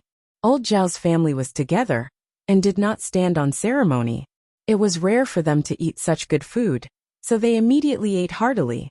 Zhao Yun could not help but think of Tian Tian in the tiger's den and lost her appetite. Faced with a table full of good food, she only picked a little bit to eat. These dishes were chewed in her mouth like chewing wax, and she could not taste anything. The men ate and drank. It was the first time since they separated that they had a meal at the same table. Zhao Baoshan was suddenly filled with emotions. He was looking forward to seeing his family together and watching his family live in harmony. Now that they had separated and lived their own lives, he felt that they were not a family. The women ate faster and soon finished their food and left the table. The men continued to raise their wine glasses and drink happily together. There were still many dishes left on the table. Zhao Yunner persuaded the aunts to eat more. If they couldn't finish it, they would probably fall ill tonight.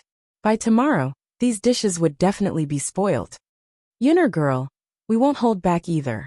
This time, we really can't eat anymore even if our stomachs burst." If he could stomach it, he would definitely eat it. "I have nothing to say about your craftsmanship." "That's right, Yunner girl, your cooking is too delicious. It tastes really good. It's just that you made too much. I reminded you not to make so much. You definitely won't be able to finish it." Zhao Yunner smiled. "I'm fine. Not being able to finish the meal was better than not having enough." If she didn't enjoy the meal to her heart's content, she would say that her family's hospitality wasn't good enough. "Tell your uncles to stop eating and eat more. Men have big appetites, so they might be able to finish it," Qian Zhozhi said. As she spoke, she told the men to drink less and eat more. However, the men all liked wine. They would rather eat less than drink more. The wine that Zhao Yunner bought tasted different from the wine that ordinary people in the village drank. It was good wine, so the men drank happily. Among the men, the one who drank the most was Zhao Wenshui. Zhao Wenshui had not drunk much wine in the past few days, so he was very greedy. He poured big bowls of wine into his stomach, and he was drunk. Chapter 1668. After being reprimanded by Zhao Baoshan, Zhao Wenshui lowered his head in fright and muttered, "Dad, isn't it a joyous occasion for third younger brother's family today? I was so happy that I drank a little more." Zhao Baoshan snorted softly. How could his own son not know what kind of person he was? His mouth was more eloquent than anyone else, but in reality, that was not the case. Zhao Wenhua smiled and said, "Dad, let second older brother drink a little more today. He doesn't usually have the chance to drink so much." Zhao Wenshui looked at Zhao Wenhua gratefully and nodded behind Zhao Wenhua. "Dad, that's right. Third younger brother is right." Zhao Baoshan rolled his eyes at Zhao Wenshui. "Right my ass. You gluttonous and lazy thing." Zhao Wenshui smiled embarrassedly and swallowed his saliva. He did not dare to look into Zhao Baoshan's eyes. Zhao Yan'er stood at the side and suddenly felt that Zhao Baoshan was a little cute. He liked to speak the truth and make people speechless. "Hey!" Zhao Wenshui suddenly shouted. Everyone at the table looked at Zhao Wenshui, thinking that something big had happened to Zhao Wenshui. Zhao Wenshui frowned and said faintly, "I drank so much that I can't hold my pee. I'm going to pee." Everyone at the table was speechless. Did he need to say such things out loud? Couldn't he just go to pee secretly? They thought that something big was going on. Zhao Baoshan glared at Zhao Wenshui angrily. "It's said that lazy people shit and pee a lot. It's true." Zhao Wenshui felt wronged. He was holding his pee because he drank too much. How could that have anything to do with laziness? "Dad." "Alright, Dad. Stop scolding second older brother." "Second older brother, do you want me to send you to the toilet? You drank too much. Are you okay alone?" Zhao Wenshui stood up and waved his hand. Of course. There's no need for you to send me off. I'll go by myself and be back soon." "Second brother, can you really do it?" "Of course, I just drank some wine. What could happen?" Zhao Wenshui said as he staggered out of the room. Old Zhao's family didn't think too much about it and continued drinking at a table. At this time, Feng Zhangxia was defecating in the toilet. After eating so much all at once, his stomach was full, so he had some indigestion. Now he was in the latrine pit. However, after squatting for more than 10 minutes, he didn't manage to do anything. "Ouch!" Feng Zhangxia cried out softly. The pain was unbearable. If she had known earlier, she wouldn't have eaten so much. She wouldn't have had to suffer now. Unfortunately, there was no use in regretting. The pain would continue to hurt, and he didn't know when it would get better. Zhao Wenshui staggered to the latrine pit. When he opened the latrine door, he saw Feng Zhangxia's big white butt. His eyes immediately widened. Feng Zhangxia didn't seem to expect Zhao Wenshui to suddenly run over. She was shocked and hurriedly said to Zhao Wenshui, "Second younger brother, what are you doing? Why didn't you knock before coming in?" Feng Zhangxia's tone was reproachful. Zhao Wenshui drank too much, so his drunken mind was a lot muddled. He tugged at the corner of his mouth and smiled at Feng Zhangxia. "Sister-in-law, I didn't know you were inside, so I came in. I need to pee." Feng Zhangxia tugged at the corner of her mouth. Her expression was a little ugly. She urged him in disgust. "Then hurry up and leave. You can come in when I'm done." Chapter 1669. Feng Zhangxia couldn't help but complain. "Second brother, as a man, why do you have to pee in the latrine pit? Why don't you just find a bush and make do with it?" Zhao Wenshui said drunkenly. "How can I do that? How can I make do with this kind of thing? Why can't I do it? Second brother, hurry up and get out. What if others see it?" Feng Zhangxia was even more impatient as she drove him away. If others knew that her sister-in-law's brother-in-law had seen her buttocks, they would definitely laugh at her. It wouldn't be a big deal, but it might be spread. She was someone who cared about her reputation and didn't want to hear any bad rumors about her. "Sister-in-law, your buttocks are so white, much whiter than my wife's." Zhao Wenshui's eyes were fixed on Feng Zhangxia's buttocks. Feng Zhangxia saw that Zhao Wenshui had no intention of leaving, and Zhao Wenshui's words. She was so scared that she quickly pulled up her pants. What are you talking about? Shameless." "Bah." With that, Feng Zhangxia spat on the ground. Even if her stomach hurt, she didn't want to stay in the latrine pit. At this time, the drunk Zhao Wenshui really made people feel that he was dangerous. However, when Feng Zhangxia wanted to leave, Zhao Wenshui made it difficult for her to leave. Feng Zhangxia was so scared that her heart suddenly tightened. She frowned and questioned Zhao Wenshui angrily. Second brother, what do you want to do? Zhao Wenshui burped, and his breath smelled of alcohol. Then he smiled at Feng Zhangxia wretchedly and said, Sister-in-law, your buttocks are so white. Let me touch them. Let me see if they are white and smooth. After hearing Zhao Wenshui's words, Feng Zhangxia was sure that Zhao Wenshui was really drunk and probably didn't know what he was talking about. How could a normal person say these things? He made it sound like a hooligan. Could Zhao Wenshui not tell who she was? She was his sister-in-law. Of all the people he could flirt with, he had to flirt with his sister-in-law. I say, second brother, have you drunk too much?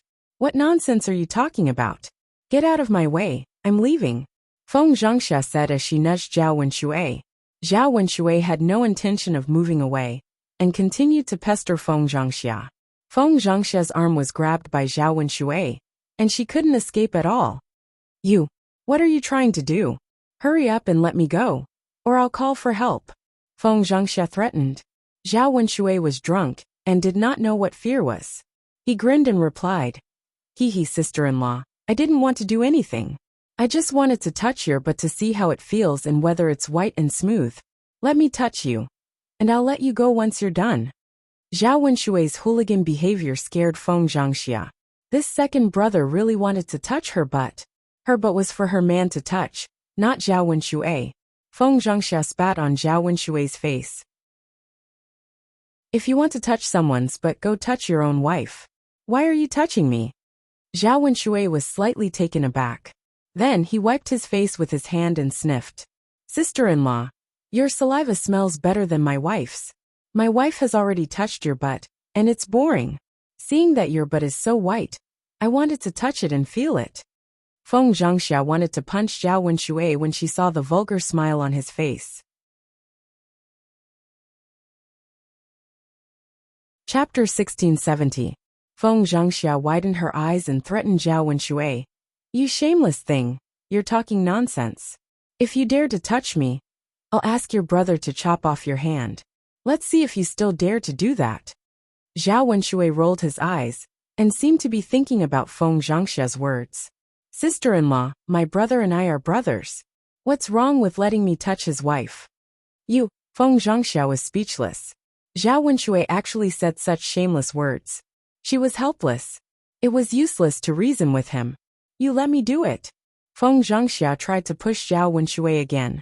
Zhao Wenshui drank too much and fell to the ground, unable to get up. Feng Zhangxia took this opportunity to run out of the latrine pit. She ran all the way to Zhao Yin's house and sighed in relief. Seeing that Zhao Wenshui didn't chase after her, it meant that there was no danger. However, Feng Zhangxia's face was pale with fright. She couldn't calm down after what had just happened. When her sisters-in-law saw her, they couldn't help but ask, Sister-in-law, what's wrong with you? Why do you look so pale? Did something happen to you when you ran in so hurriedly? The corner of Feng Zhangxia's mouth twitched. Nothing. She couldn't say anything. Otherwise, if her sisters-in-law heard what Zhao Wenshui said, they might misunderstand. She didn't want to be wronged like Widow Qian and be framed for seducing Zhao Wenshui. But sister-in-law, you're still in shock. You seem to have encountered something big. Qian Zurio came forward and asked with concern. Feng Zhangxia knew that if she said nothing was wrong, her sisters-in-law wouldn't believe her. Feng Zhangxia thought quickly and casually made up an excuse. It's really nothing. I just went out, and it was a little dark outside. I think I saw a ghost. I don't know if my eyes were playing tricks on me. Hearing Feng Zhangxia mention ghost shadow, a few timid sisters-in-law were a little scared. The ancient people believed in Buddha and God, and they believed in the existence of ghosts. To them, they were more afraid of ghosts and gods. Qian Zhouzhan's heart suddenly tightened, and she asked with some fear. No way, sister-in-law, are you seeing things? If there really are ghosts, will we run into them later? After they finished eating, they still had to go back to old Zhao's house from Zhao Yun'er's house. They had to take the dark road. What if they met a ghost? Just thinking about it made his hair stand on end. He was terrified. Feng Zhangxia shook her head. I'm not sure either. Maybe I'm seeing things. Qian Jue patted her chest and muttered, "Sister-in-law, you better be wrong. Don't touch those filthy things. Otherwise, if they really entangle you, you might even lose your life." Feng Zhangxia answered with a guilty conscience. She felt that this lie was too ridiculous. She was afraid that she would be exposed. Li Chuiying said in all seriousness, "Speaking of which, it's not impossible to run into filthy things. Third sister-in-law's house was built at the foot of the mountain. Human bones were buried here before, so it's normal for ghosts to appear." Chapter 1671. After Li Chuiying finished speaking, the sisters-in-law suddenly felt a chill in their hearts. Zhao Yun'er's house was indeed at the foot of the mountain. There were not many people there, so it looked a little gloomy and desolate. Especially at night, the silence was scary. Liang Jinxiao's face showed a trace of fear, and her voice trembled. "Second sister-in-law, don't scare me." "I'm not scaring you. I'm just reminding you. It's really dangerous at night. It's always good to be careful." "Sigh, now that you mention it, I'm a little scared to sleep at night." Liang Jinxiao clutched her chest and said. She believed in ghosts and gods, so she felt scared. If she didn't believe in ghosts, she naturally wouldn't feel scared. When Feng Zhangxia saw that her casual words had scared Liang Jinxiao, she felt a little apologetic. She pursed her lips and comforted Liang Jinxiao. "Third sister-in-law, you don't have to be too scared. It's hard to say. A few people really encountered ghosts. If you're really scared, ask Yun'er to go to Yang City and buy a pair of door gods. Put them on the door and you'll be fine." Liang Jinxiao felt that Feng Zhangxia's suggestion was good and nodded in agreement. "Eldest sister-in-law, you're right. It's best to ask Yun'er to buy a pair of door gods and put them on the door. That way we'll feel more at ease. We adults are fine, but children can't be scared. It'll be troublesome if Daoda's soul is scared out of his wits." "Okay." As the sisters-in-law chatted, the men at the table drank a few more glasses of wine. Seeing that Zhao Wenshui had not returned, Zhao Wentao asked worriedly, "Did something happen to second brother in the latrine? Does it take him so long to pee? He's not back yet." When the others heard Zhao Wentao's words, they realized that Zhao Wenshui had indeed been in the latrine for a long time. Second brother drank too much. Could it be that he couldn't walk properly and fell? "I'll hurry over and take a look." Zhao Wenhua said. "Third brother, I'm going too. Let's go together." Zhao Baoshan nodded and said to Zhao Wentao and Zhao Wenhua, Go. That lazy bum. I think he fell asleep in the toilet." When Zhao Wentao and Zhao Wenhua arrived at the latrine pit, they found that it was just as Zhao Baoshan had said. Zhao Wenshui lay down in the corner of the latrine pit, snoring loudly.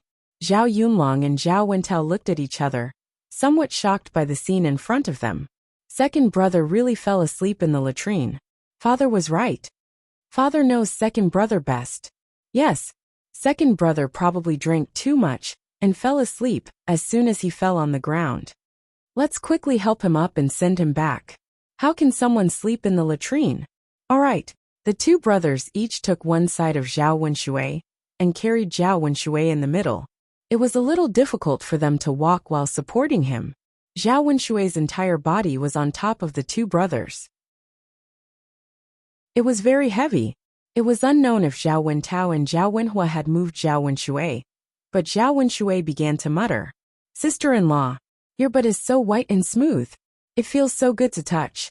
Hee, you didn't let me touch it. Now I can touch it. Sister-in-law, let me touch it again. Your butt is much more comfortable than my wife's. Sister-in-law, don't be afraid. It's fine if Big Brother finds out. Big Brother and I are brothers. We share blessings and misfortunes. What's wrong with letting me touch his wife's butt? Sister-in-law." Chapter 1672. The two brothers were shocked. They never expected Zhao Wenshui to say something like that. Zhao Wentao asked Zhao Wenhua uncertainly, "Brother Yulin, did you hear that? Is second brother talking about sister-in-law?" Zhao Wenhua nodded. "Yeah, I heard that." Zhao Wentao opened his mouth. "Brother Yulin, did second brother really touch sister-in-law's butt? How could he do something like that?" Zhao Yunlong frowned, and there was a hint of worry in his deep feelings. This matter is hard to say. Perhaps second brother is drunk and is talking nonsense now. Zhao Wentao nodded. He felt that Zhao Wenhua's guess was more likely. Yeah, second brother is very drunk right now and is talking nonsense. There was still some worry between Zhao Yunlong's brows. But then again, second brother can't be like this. Regardless of whether second brother is talking nonsense or not. If big brother hears this, second brother will definitely be beaten up. Zhao Wentao replied, yeah, anyone would get angry if they heard that. Second brother is really muddle-headed. Sigh. Let's hurry up and wake second brother up. Otherwise, if big brother hears him spouting nonsense again, our family will be in trouble tonight. Yeah, we have to wake second brother up. The two brothers quickly patted Zhao Wenshui's cheeks. Second brother, wake up. Second brother, stop sleeping. Wake up. Hurry up and wake up. Drink. I still want to drink. Don't stop me. Zhao Wenshui mumbled. He was so drunk that he didn't seem like he was going to wake up anytime soon. Brother Yulin, it's useless. We can't wake second brother up. Why don't we punch him to wake him up? Zhao Wenhua asked tentatively. Is that okay? Will second brother be angry? Will he tell us that we'll beat him up later? Zhao Wentao was a little hesitant. He didn't dare to make this decision easily. Zhao Wenhua sighed. There's no other way.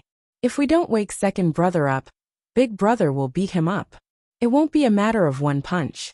Let's explain it to him later. Second brother should be able to understand us. Zhao Wentao hesitated for a moment. All right then. Third brother, should I do it or should you? Let me. Zhao Wenhua raised his fist and punched Zhao Wentao in the face. Ah! Zhao Wenhua screamed in pain and woke up immediately. Following this, he covered his face and said, ouch, it hurts so much. It hurts so much. Third brother, why did you hit me? My face is swollen because of you. Second brother, you were talking nonsense when you fell asleep in the latrine. Zhao Wenhua explained. Zhao Wenshui didn't believe it. He felt that it was an excuse for Zhao Wenhua to beat him up. Nonsense? What nonsense am I spouting? Third brother, explain it to me clearly. Zhao Wenhua hesitated for a moment. How could he say what Zhao Wenshui said just now? Third brother, why aren't you saying anything? Did you lie to me on purpose because I didn't say anything? Did you just want to punch me? Zhao Wenhua hurriedly waved his hand. If he didn't explain it clearly, his second brother would misunderstand him. With a red face, Zhao Wenhua repeated what Zhao Wenshui said just now. That. Second brother. You said that sister-in-law's, but was white and smooth. It felt good to touch. Zhao Wenshui opened his mouth and recalled what happened before he fell asleep. He had chased after Feng Zhangxia and wanted to touch her butt. Feng Zhangxia's white, but was still deeply imprinted in his mind. Chapter 1673. Zhao Wenhua nodded heavily and said, yes, second brother. That's what you said. I'm not lying to you. Zhao Wenshui frowned and thought to himself, this is bad. If Zhao Wenhua and Zhao Wentao heard what he said, it would be terrible. If his eldest brother heard about it, his legs would be broken. Zhao Wenshui frowned. Zhao Wentao and Zhao Wenhua thought that Zhao Wenshui did not believe him. Second brother, third brother is telling the truth. I heard it too. That's what you said. Zhao Wentao confirmed. It can't be. You must have heard wrongly. Don't talk nonsense. If anything happens later, it'll be your fault. Zhao Wenshui and Zhao Wenhua were helpless. They were not talking nonsense. They were telling the truth. Second brother, since you're awake now, don't let it slip in front of big brother later. It's fine if we hear it, but if big brother hears it, he might get angry. I know. Zhao Wenshui answered impatiently. The three of them walked towards Zhao Yun'er's house. As soon as Zhao Wenshui entered the house, he met Zhao Baoshan's disdainful eyes. Second brother, did you fall into a cesspool or something? Zhao Wenshui smiled embarrassedly. Father, what are you talking about? If I fell into a cesspool, I would be smelly now. Zhao Wenhua explained. Father, second brother drank too much and fell asleep in the cesspool. You guessed it right. Zhao Baoshan rolled his eyes. The more he looked at Zhao Wenshui, the more disdainful he became. He was speechless when he thought that Zhao Wenshui really fell asleep in the cesspool. If you're drunk, then don't drink anymore. Look at what you've become. Fortunately, you're at home. If you were anywhere else, you'd be a laughing stock. Zhao Wenshui could only lower his head and let Zhao Baoshan scold him without daring to talk back. He knew that if he dared to talk back, Zhao Baoshan would continue to nag him. Dad, don't say any more. Second brother drank too much today. He definitely won't do it again. Zhao Wenhua mediated. Zhao Baoshan snorted and didn't say anything else. Zhao Wenshui breathed a sigh of relief. When he walked over to the table, he caught a glimpse of Feng Zhangxia. Thinking of what he had just done, Zhao Wenshui felt guilty and couldn't help but look at Feng Zhangxia. He didn't know if his sister-in-law would tell his elder brother about this. If his elder brother knew about it, he didn't dare to imagine the consequences. However, Feng Zhangxia felt that Zhao Wenshui was looking at her and had some dirty thoughts. She couldn't help but frown. Her second brother was too much. It was fine if he went out to find other women, but he actually had ideas about her.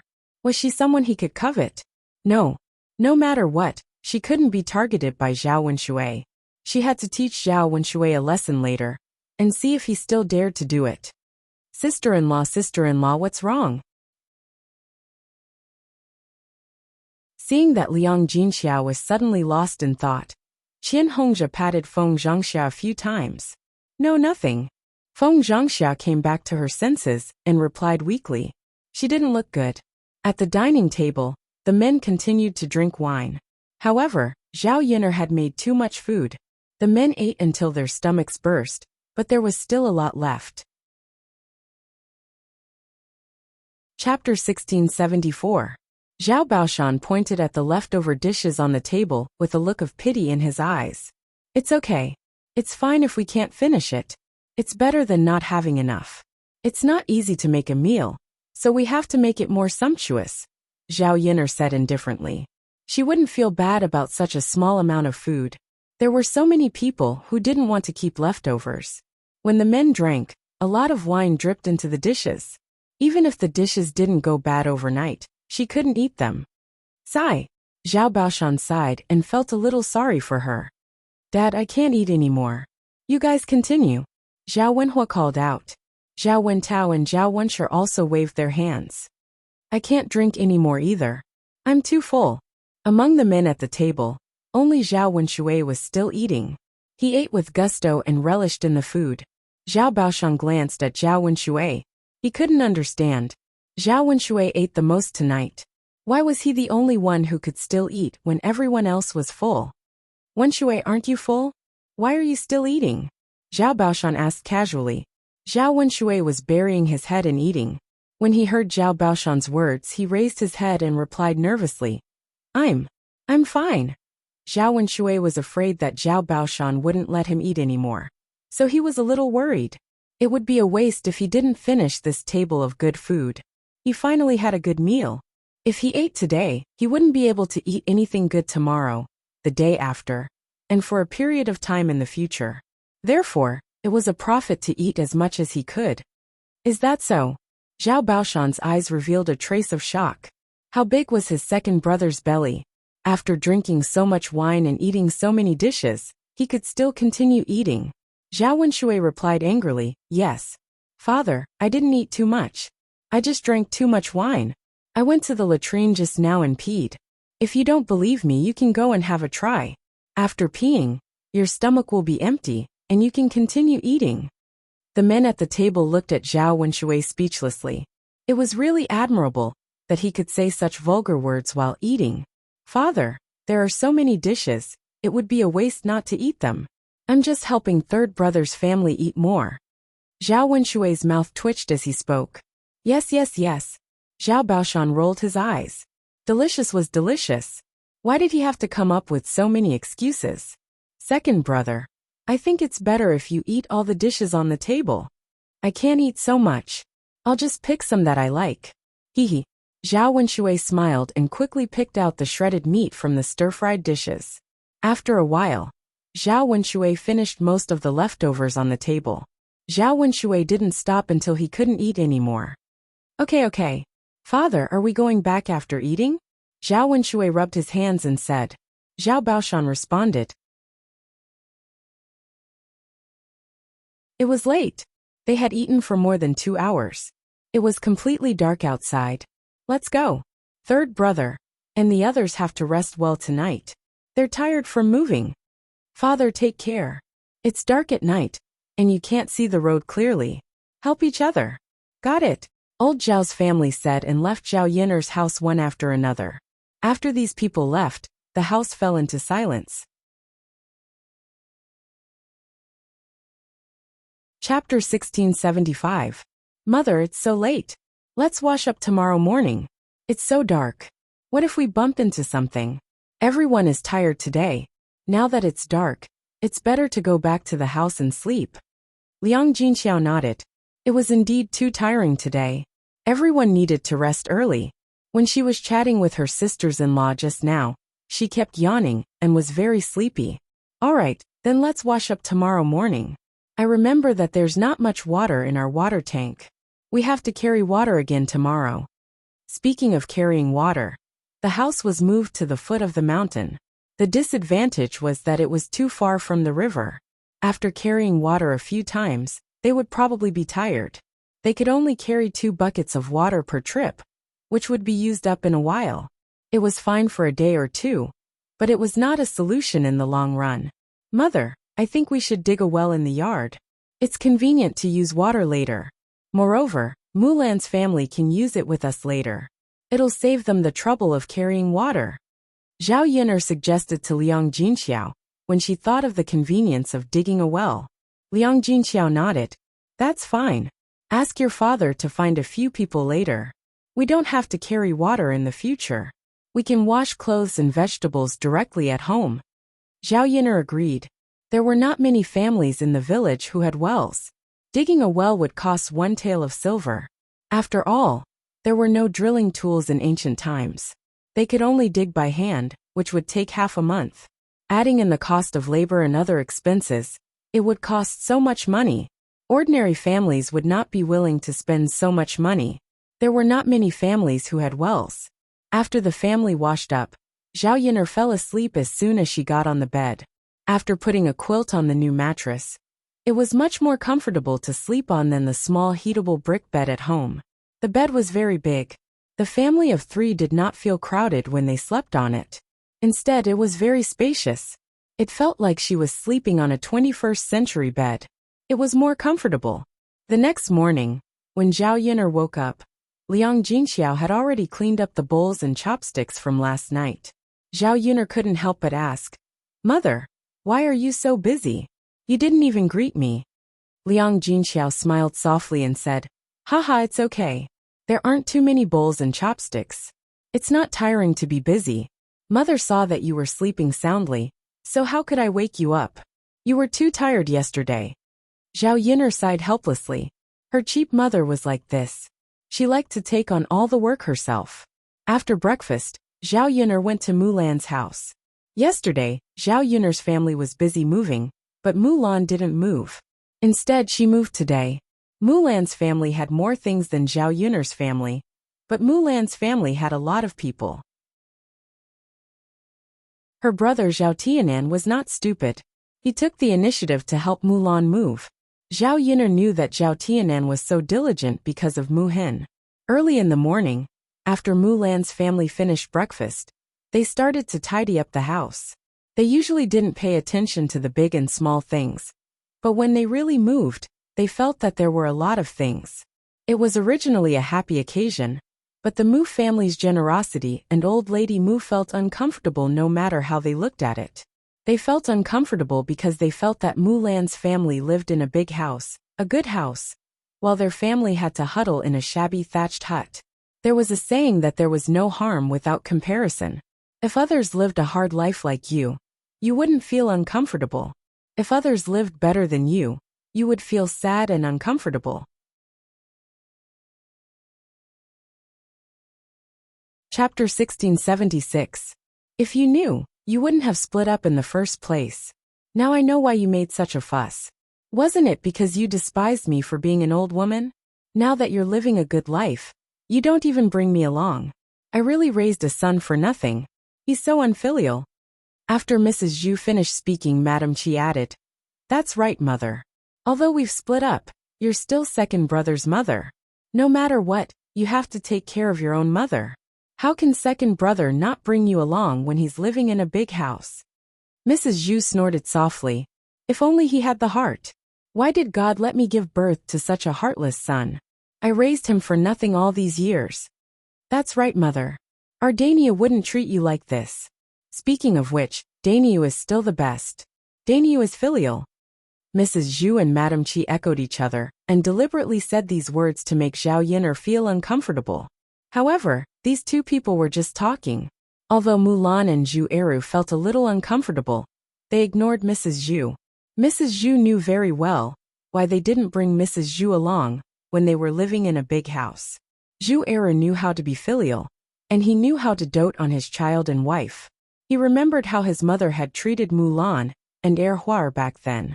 In order to prevent Mulan and their child from being bullied, he could only treat his mother coldly. Seeing that Zhu Eru was moving all of a sudden, Zhu Daniu also felt uncomfortable. They were both brothers. How could he be happy that his younger brother was living a better life than him? Later on, others would say that he, the older brother, was not as capable as the younger brother. Zhu Daniu's eyes turned. He leaned in front of Zhu Eru and said to him, "Second brother, you're going to live in a big house. You don't want your house anymore, right?" Zhu Eru wasn't sure if he wanted it. Although it was useless now, what if he needed it in the future? He then replied to Zhu Daniu, "Big brother, why are you asking this?" Zhu Daniu smiled and said, "Didn't I find a job for third brother?" Third brother had already accepted more than a dozen people in the village to teach children how to read and write. Seeing that he was about to be taught, he had to find a place. The other houses are all occupied. Your house is just right for third brother to use.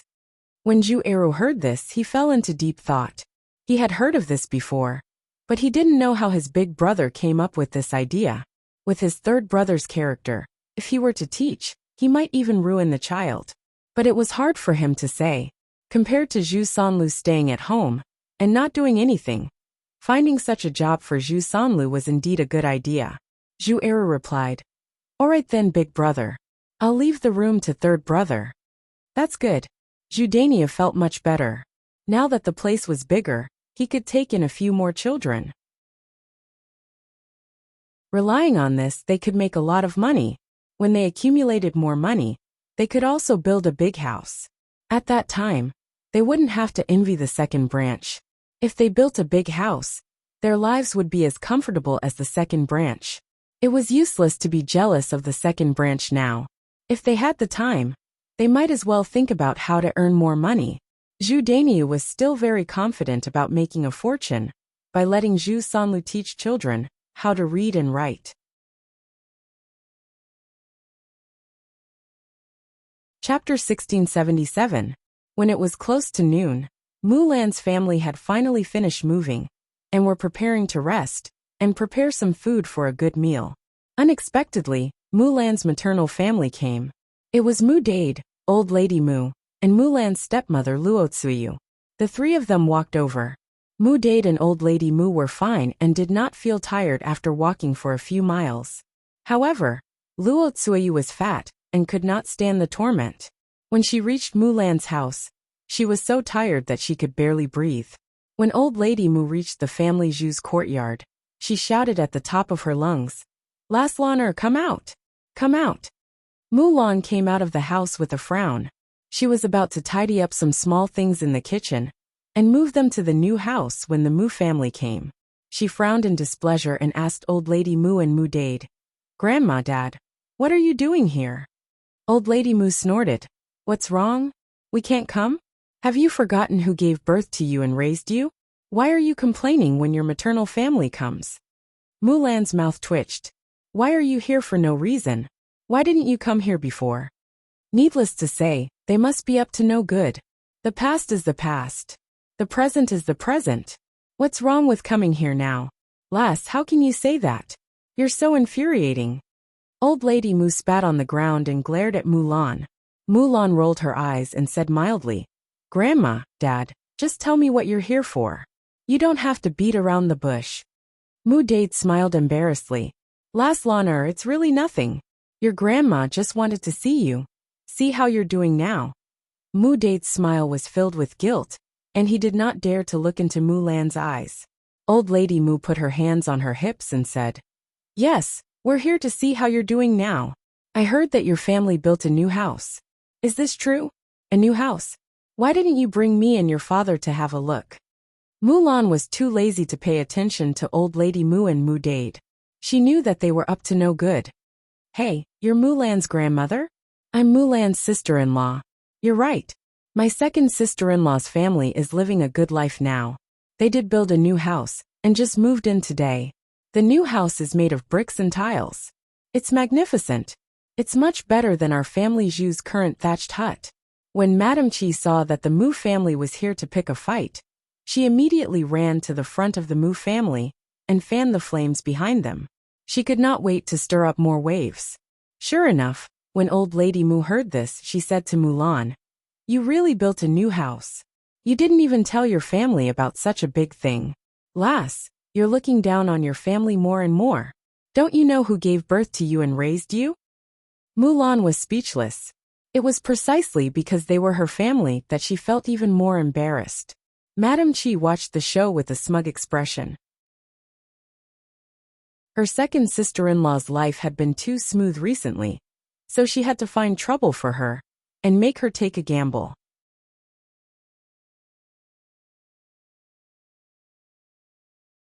Chapter 1678. Little girl, what are you talking about? What do you mean it has nothing to do with us? Are you really rich and capable? You don't care about your family anymore? Let me tell you, no matter what, you have to take us to your new house to take a look. Since your family is doing so well, and your father didn't raise you easily, hurry up and take out some money to show filial piety to your father. Otherwise, we won't leave today. Old Madame Mu stood in Mulan's courtyard with the intention of causing trouble. If she didn't get some benefits from her today, she probably wouldn't let it go. "What are you doing?" Mulan asked coldly. "Why are you asking me for money? Why should I give it to you?" "Because you are a member of the Mu family. Your father gave birth to you and raised you, so you have to be filial." Old Madame Mu's attitude was very tough. Mulan was fuming with anger. Last time they made a scene on the street. This time they came directly to her house. They refused to leave, and she was the one who was annoyed. For the first time, she felt that her family was so thick-skinned. "If you don't want to leave, then I won't leave. Just stay here." Mulan turned around angrily and left with the wooden bucket. Old Madame Mu was stunned and quickly caught up with Mulan. "What are you doing? Where are you going?" Mulan flung Old Lady Mu's hand away. "Why do you care where I'm going or what I'm doing? Just wait here." Old Madame Mu was furious. This damned girl. She was determined not to give them any benefits. "You damned girl, stop right there, you're not allowed to leave." Mulan ignored her. Old Madame Mu went forward and grabbed Mulan's arm. Mulan wasn't easy to bully. She pushed Old Madame Mu out. Old Madame Mu lost her balance and knocked on a stone beside her. Her forehead immediately bled. She didn't know if it was because Old Madame Mu knocked too hard, but the blood on her head didn't stop flowing and kept flowing out. When Mu Dade saw this, he immediately panicked. He rushed to Old Lady Mu and helped her up. He asked Old Lady Mu, "Mother, what's wrong with you? Are you okay? Is it serious?" Old Madame Mu cried out in pain. "I can't, it hurts so much. My head almost broke."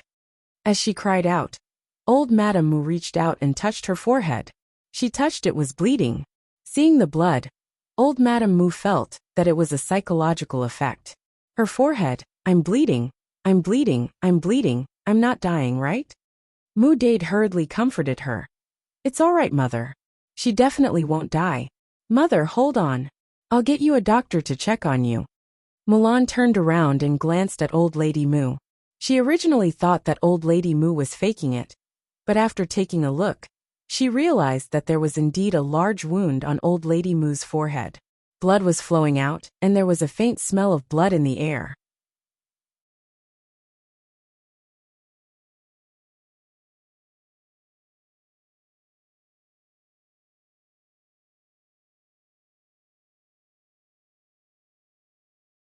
Chapter 1679. Old Lady Mu muttered, How would I know that this damned girl would be so ruthless? She actually hit me. She's really angering me to death. AI. Mother, there's no point in saying this now. Your head needs to be treated quickly. You've lost so much blood all of a sudden. Your body will definitely be very weak when you return. You have to properly recuperate when you get home. Otherwise, your blood won't come back up. Mu Dade said with concern. No matter how bad old lady Mu was, she was still his mother. Luo Tsueyu, who had been watching from the side, rolled her eyes as if she had thought of something. She ran over to old lady Mu and pretended to be concerned as she asked, Mother, how are you? Does it hurt a lot? Didn't you see such a big wound? Of course it hurts. I'll hit you, you'll know once you try. Luo Tsueyu gave a fawning smile. Mother, I don't have any other intentions. I'm just concerned about you. Mother, you're too pitiful. I think that Lana girl is too much. This is her fault. How can a junior hit an elder like this? That's right. Mother, I remember that our Dezhou country's laws say that if a descendant hits an elder, it's considered unfilial, and they'll have to go to jail. It's fine if it's a small injury, but with such a serious injury on your forehead, you can definitely go to the government and sue her. Reminded by Luo Tsueyu, old lady Mu nodded and said, Indeed, I'll go to the government and sue this girl for treating me like this. Mu Dade mediated. Mother, Lana girl didn't do it on purpose. How can a family be so calculative? I think we should just forget about this matter. Old lady Mu glared at Mu Dade in displeasure. Forget it. How can we forget about this matter? I say, Dade, is there something wrong with your head? Lana girl clearly pushed me on purpose. Mu Dade was scolded into silence. Luo Tsueyu continued. Mother, actually letting Lana girl off this time isn't a big deal. I think. Mother, you can use this matter to threaten Lana girl and make her give you more money as compensation. Isn't it better to spend some money on you than to let her go to jail and suffer a jail sentence? Old lady Mu was suddenly enlightened by Luo Tsueyu. Why didn't she think of this? Old lady Mu hurriedly praised Luo Tsueyu. My dear wife, your brain is still the best. Mother is old. My brain is not as bright as before. Luo Tsueyu smiled. Mother, that's not true. No matter how I compare, I can't compare to Mother. Old lady Mu calculated in her heart. This wretched girl. She hurt me so badly. I definitely can't let her off easily. I have to make her compensate me more money. I'm afraid that the injury on my head won't heal in a day or two. You won't be able to do anything at home. In my opinion, why don't I just stay at her house and let her serve me until the injury on my head is healed? All these years, I've been living in a small mud house. Now it's my turn to experience what it's like to live in a big house. Luo Tsueyu hurriedly followed behind and said, Yes, Mother, that's a good plan. Dade and I will stay with you and take care of you together. Yes, all three of us will stay. Mother, this won't do, right? Mu Dade felt that something was amiss. How could he trick Mulan like this?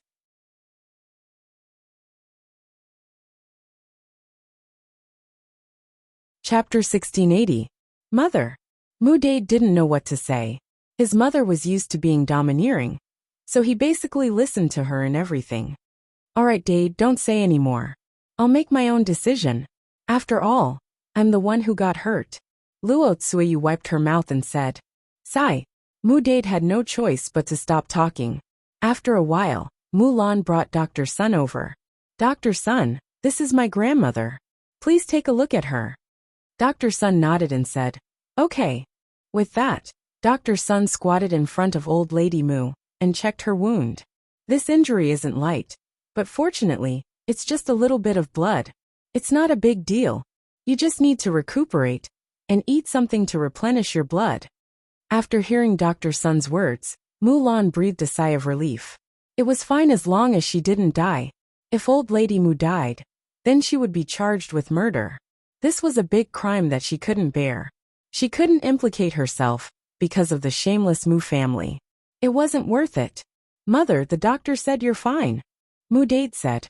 Old lady Mu held her forehead and pretended to be in pain. Fine. How can I be fine? My head hurts a lot now. Lana, I'm telling you. You have to be responsible for what happened today. Otherwise, I'll go to the government and sue you for being unfilial, and let you go to jail. Mulan frowned. Was old lady Mu threatening her? Compensation? What kind of compensation do you want? Mulan asked unhappily. Old lady Mu rolled her eyes. I'm injured like this today. You have to compensate me with at least 10 taels of silver, right? I'll be staying at your house for a while. You should buy more food to replenish my blood and nourish my body. Mulan was furious when she heard old lady Mu's words. 10 taels of silver? Why don't you go and rob?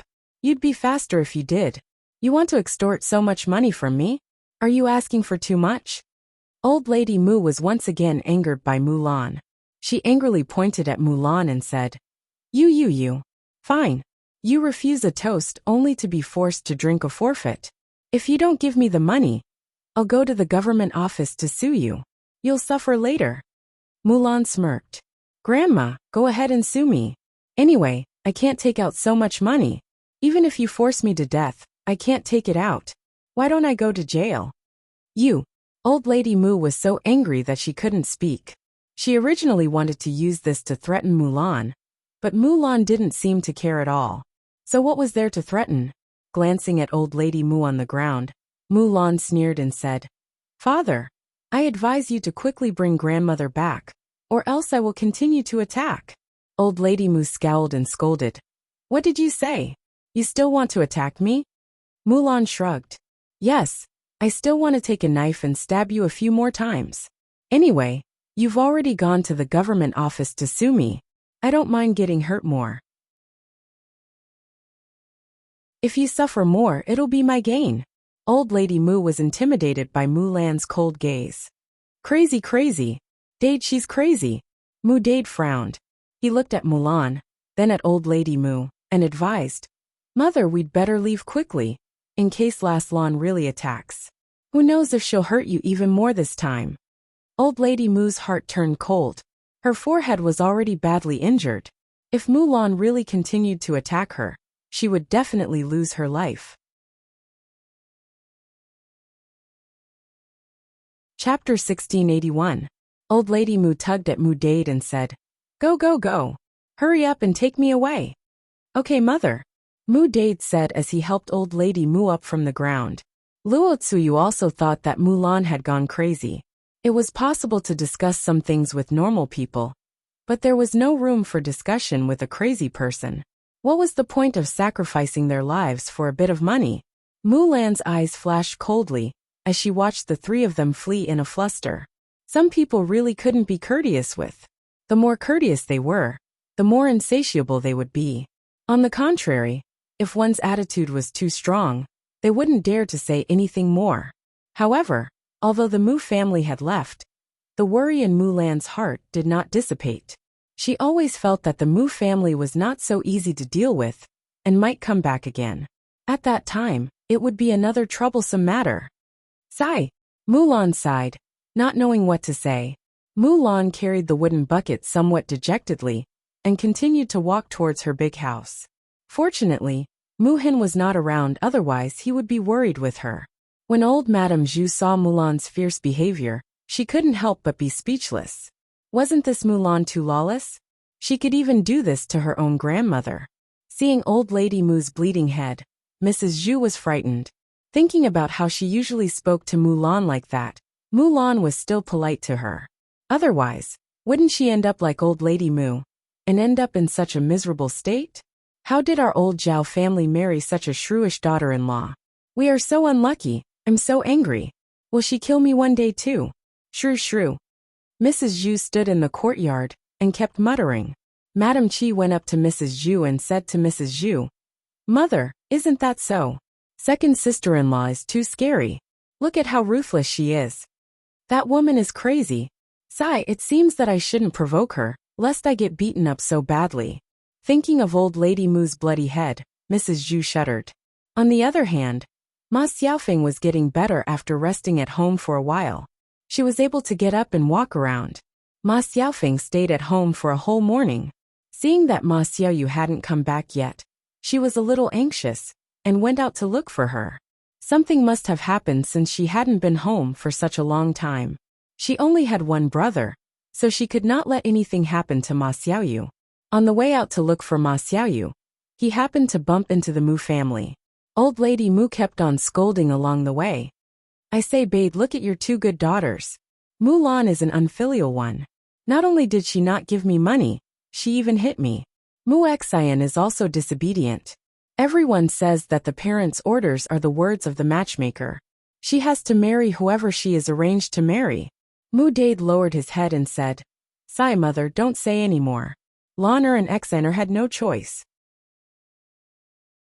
Old Lady Mu glared at Mu Dade. You only know how to speak up for those two wretched girls. Dade, aren't you worried about mother? Look at the wound on my head. It's so infuriating. Luo Tsueyu agreed. That's right, mother. I think Mulan is too much. She doesn't care about mother at all. We came here for nothing this time. We worked ourselves to death and walked a few miles to get here. But we didn't get anything.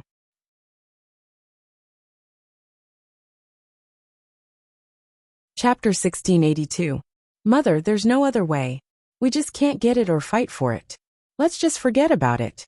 What if the next time we come over like today, we'll suffer a huge loss? Luo Tsueyu thought about it and persuaded her mother. Even if the Mu family really made a fuss next time, she wouldn't come over. Walking back and forth twice was really tiring.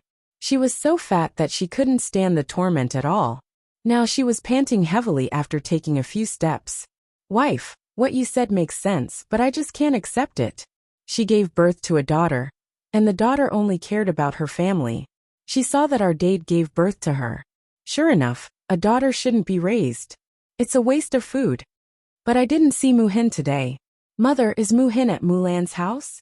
Didn't you say that girl's temper is better than Mulan's? If we start with her, will it? Luo Tsueyu muttered. Old Lady Mu nodded. Mu-hin's temper is indeed much better, but she's staying at Mulan's house now. What can we get from her? We should start with Mulan. As they were talking, Ma Xiaofeng heard about Mulan and Mu-hin. She also sorted out the meaning of the Mu family's words. They wanted to get some benefits from Mulan and her sister. She immediately came up with a plan and went up to the Mu family. Are you Mulan and Mu-hin's family? Ma Xiaofeng asked. Old Lady Mu glanced at Ma Xiaofeng and asked, Who are you? Ma Xiaofeng smiled and introduced herself. I'm from this village. I heard you talking about them just now, so I wanted to have a chat with you. What do you want to talk about? What do we have to talk about with you? Old Lady Mu retorted in annoyance. Ma Xiaofeng smiled embarrassedly. There's really nothing to talk about with me, but after listening to your words, I just want to remind you that you actually have a way to get the money. Old Lady Mu pondered for a while and stared at Ma Xiaofeng. What way? Tell me. Ma Xiaofeng chuckled. Actually what? Haven't you heard? Mu-hin is getting married, and it's the richest family in our village. They've built more than 10 houses. They have as much money as they want. It was estimated that they would have to hold their wedding soon. Since you are her maiden family, could it be that she didn't discuss such a big matter with you? I think they'll give a lot. After Ma Xiaofeng finished speaking, Old Lady Mu's eyes lit up. Miss, are you telling the truth? You're not lying to us, are you? Ma Xiaofeng pursed her lips and smiled. Why would I lie to you? You can just ask around in the village, and you'll know. Old Lady Mu nodded and replied, That's true. You don't have to lie to us. After Old Lady Mu finished speaking, she turned to Mu Dade and said, Dade, did you hear that? Mu-hin's life is so good that she's going to marry into a rich family. These two girls are getting more and more out of hand. Don't tell me that Mu-hin's marriage doesn't need to be discussed with us. It's her parents' orders and her matchmaker's words. Even if we don't force her, we don't have to agree to who she wants to marry. If they want to take Mu-hin back, they have to give us a betrothal gift. Otherwise, we'll go and make a scene. This time, we can at least get some money back to live a good life.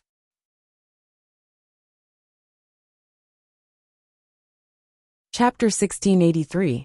Mu Dade felt a little guilty towards Mu-hin after what happened last time. Now that Mu-hin had finally found a good family to marry, how could he have the nerve to continue causing trouble? Old Lady Mu did not think so. What's wrong with this? This is how it should be. Dade, you're Mu-hin's daughter. When your daughter gets married, Shouldn't the groom discuss it with you? If the betrothal gifts aren't for you, are they going to be sent to Mulan? That wretched girl will benefit for nothing. Mu Dade frowned.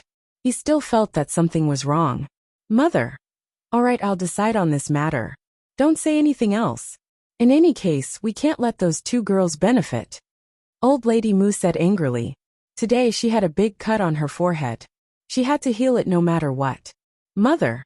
If we really want to decide on this matter, let's go back today first. Your head injury is so serious. It's not good for us to go to someone's house. We'll come over and discuss it with the groom another day. What do you think? Old Lady Mu nodded. That's fine. My head feels like it's about to explode. I have to hurry back and rest and recuperate. Mu Dade heaved a sigh of relief. Coaxing Old Lady Mu back home was the most important thing for now. Before leaving, Old Lady Mu took Ma Xiaofeng's hand and said gratefully, Girl, thank you so much. Thank you for reminding us. Ma Xiaofeng smiled. Granny, you're too polite. I'm just reminding you that it's fine. You're so kind. Good people will be rewarded. Haha, it's okay. Then we'll leave first. Okay, take care. Ma Xiaofeng waved at the Mu family. Looking at the Mu family's departing figures, Ma Xiaofeng's lips curled into a smug and calculating smile. Looking at the Mu family's attitude, they must be greedy. She boasted that Zhao Yiner's family was rich and powerful, so the Mu family would naturally ask for more betrothal gifts. Previously, Zhao Tianan liked to recommend her, but because her mother asked for 50 taels of silver as a betrothal gift, Zhao Tianan gave up. Then he slowly hooked up with Mu Hin. If the Mu Hin family were to make a fuss now, they would need a lot of money. Then, Zhao Tianan might not be willing to marry Mu Hin. When that time came, wouldn't she have a chance? It would be best if there was some animosity between Mu Hin and Zhao Tianan. The more she thought about it, the more proud Ma Xiaofeng felt. She was too quick-witted. After going through so many things, she understood that she had to rely on herself to fight for many things. If you don't fight for it, no one will be willing to fight for you. In order to achieve his goal, he would do anything. As long as he succeeded in the end, what did it matter if others said a few words? Putting away the pride in her heart, Ma Xiaofeng remembered today's business. She still had to find her younger brother. After looking around the village, she finally found Ma Xiaoyu in the fields outside the village. Because there was nothing to eat at home, and Ma Xiaoyu was a child, she couldn't run to town or Yang City to buy food. So she went to the fields outside to dig for some wild vegetables. Children in the countryside could basically recognize some wild vegetables. Children from poor families were able to take care of the household early. Ma Xiaofeng and Ma Xiaoyu lost their father when they were young, so it was even more so. Ma Xiaoyu dug for wild vegetables the whole morning, and her basket was almost full. Just as she was about to carry the basket home, a few children suddenly ran in front of Ma Xiaoyu and pushed her into the rice field. Chapter 1684. Her face and hair were also covered in mud. She was filthy. Ma Xiaoyu did not cry. Instead, she got up from the paddy field and glared angrily at the children who had pushed her into the paddy field. What are you doing? Why did you push me? Ma Xiaoyu questioned. The children giggled and stuck their tongues out at Ma Xiaoyu. What's wrong with pushing you? You're a child with no father to teach you. Hee, your mother and sister aren't good people, so you're not a good person either. My mother also said that your whole family is shameless. The old ones are bad, the young ones are bad too. You're a bad person, so we're here to teach you a lesson. Yes, we'll teach you a good lesson. The naughty brats humiliated Ma Xiaoyu, laughing as they spoke. Ma Xiaoyu's face darkened when she heard that. She said angrily to the children, No, it's not like what you said. What do you mean it's not like what we said? That's what my father and mother said. That's right. My parents said the same thing.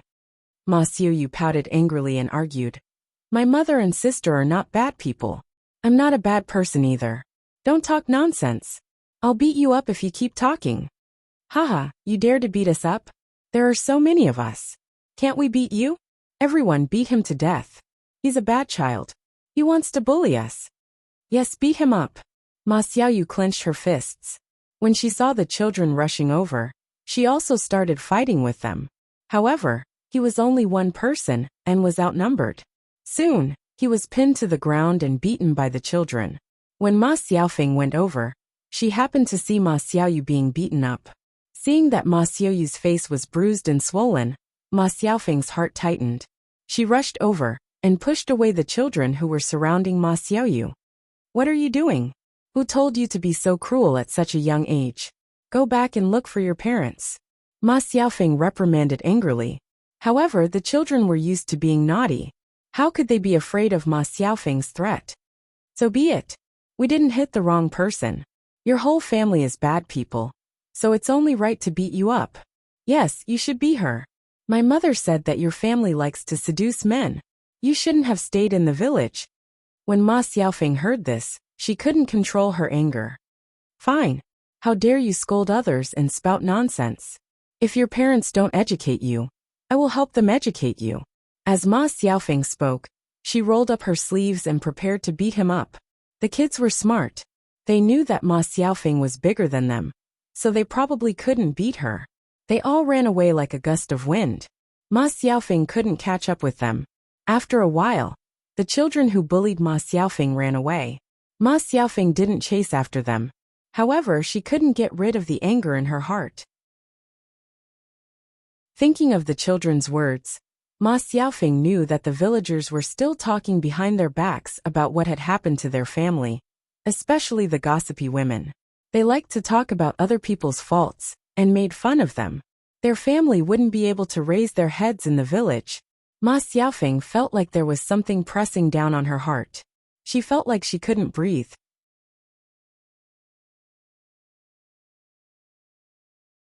Chapter 1685. Sob sob sob sob sob sob.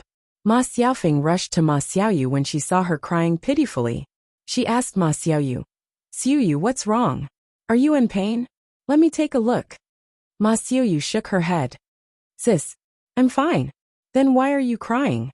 Sob sob sob. "Sis, they're scolding me, you and Mom. I feel terrible when I hear that." Sob sob sob. "Sis, they're too much." Ma Xiaofeng sighed when she heard that.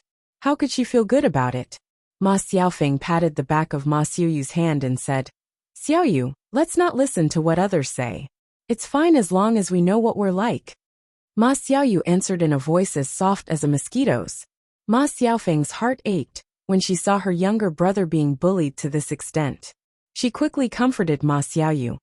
"Xiaoyu, let's bear with it a little longer. Trust me, I'll definitely lead you and Mom to a good life. I'll never let you be bullied again." Since they couldn't stay in the village any longer, she had to think of a way. If they had the money, they could move out of the village and live in Yang City or a town. No one would recognize them, and they wouldn't say such things again. She was fine with it, mainly because she couldn't accept it when she saw others bullying Ma Xiaofeng and her younger brother. Ma Xiaoyu was already exhausted from taking care of them as a young child. Now, she had to endure the bullying and scolding of the other children in the village. Sob sob sob. Ma Xiaoyu sobbed and wiped away the tears at the corners of her eyes. She looked very sad. Ma Xiaofeng tugged at Ma Xiaoyu's hand and said, "All right, Xiaoyu, let's go. Let's go home. You're injured. I'll treat it for you. Also, your clothes are dirty. You'll have to change quickly." Ma Xiaoyu answered and tidied up the wild vegetables that she had dug. Ma Xiaofeng sighed. Although she wasn't the one who was injured this time, she felt even sadder. Mulan went to the house on the mountain. Seeing Mulan in a daze, Zhao Yin'er went up to her and asked with concern, "Sister-in-law Mulan, what's wrong?" Mulan was slightly stunned. She snapped back to her senses and pursed her lips. It's nothing.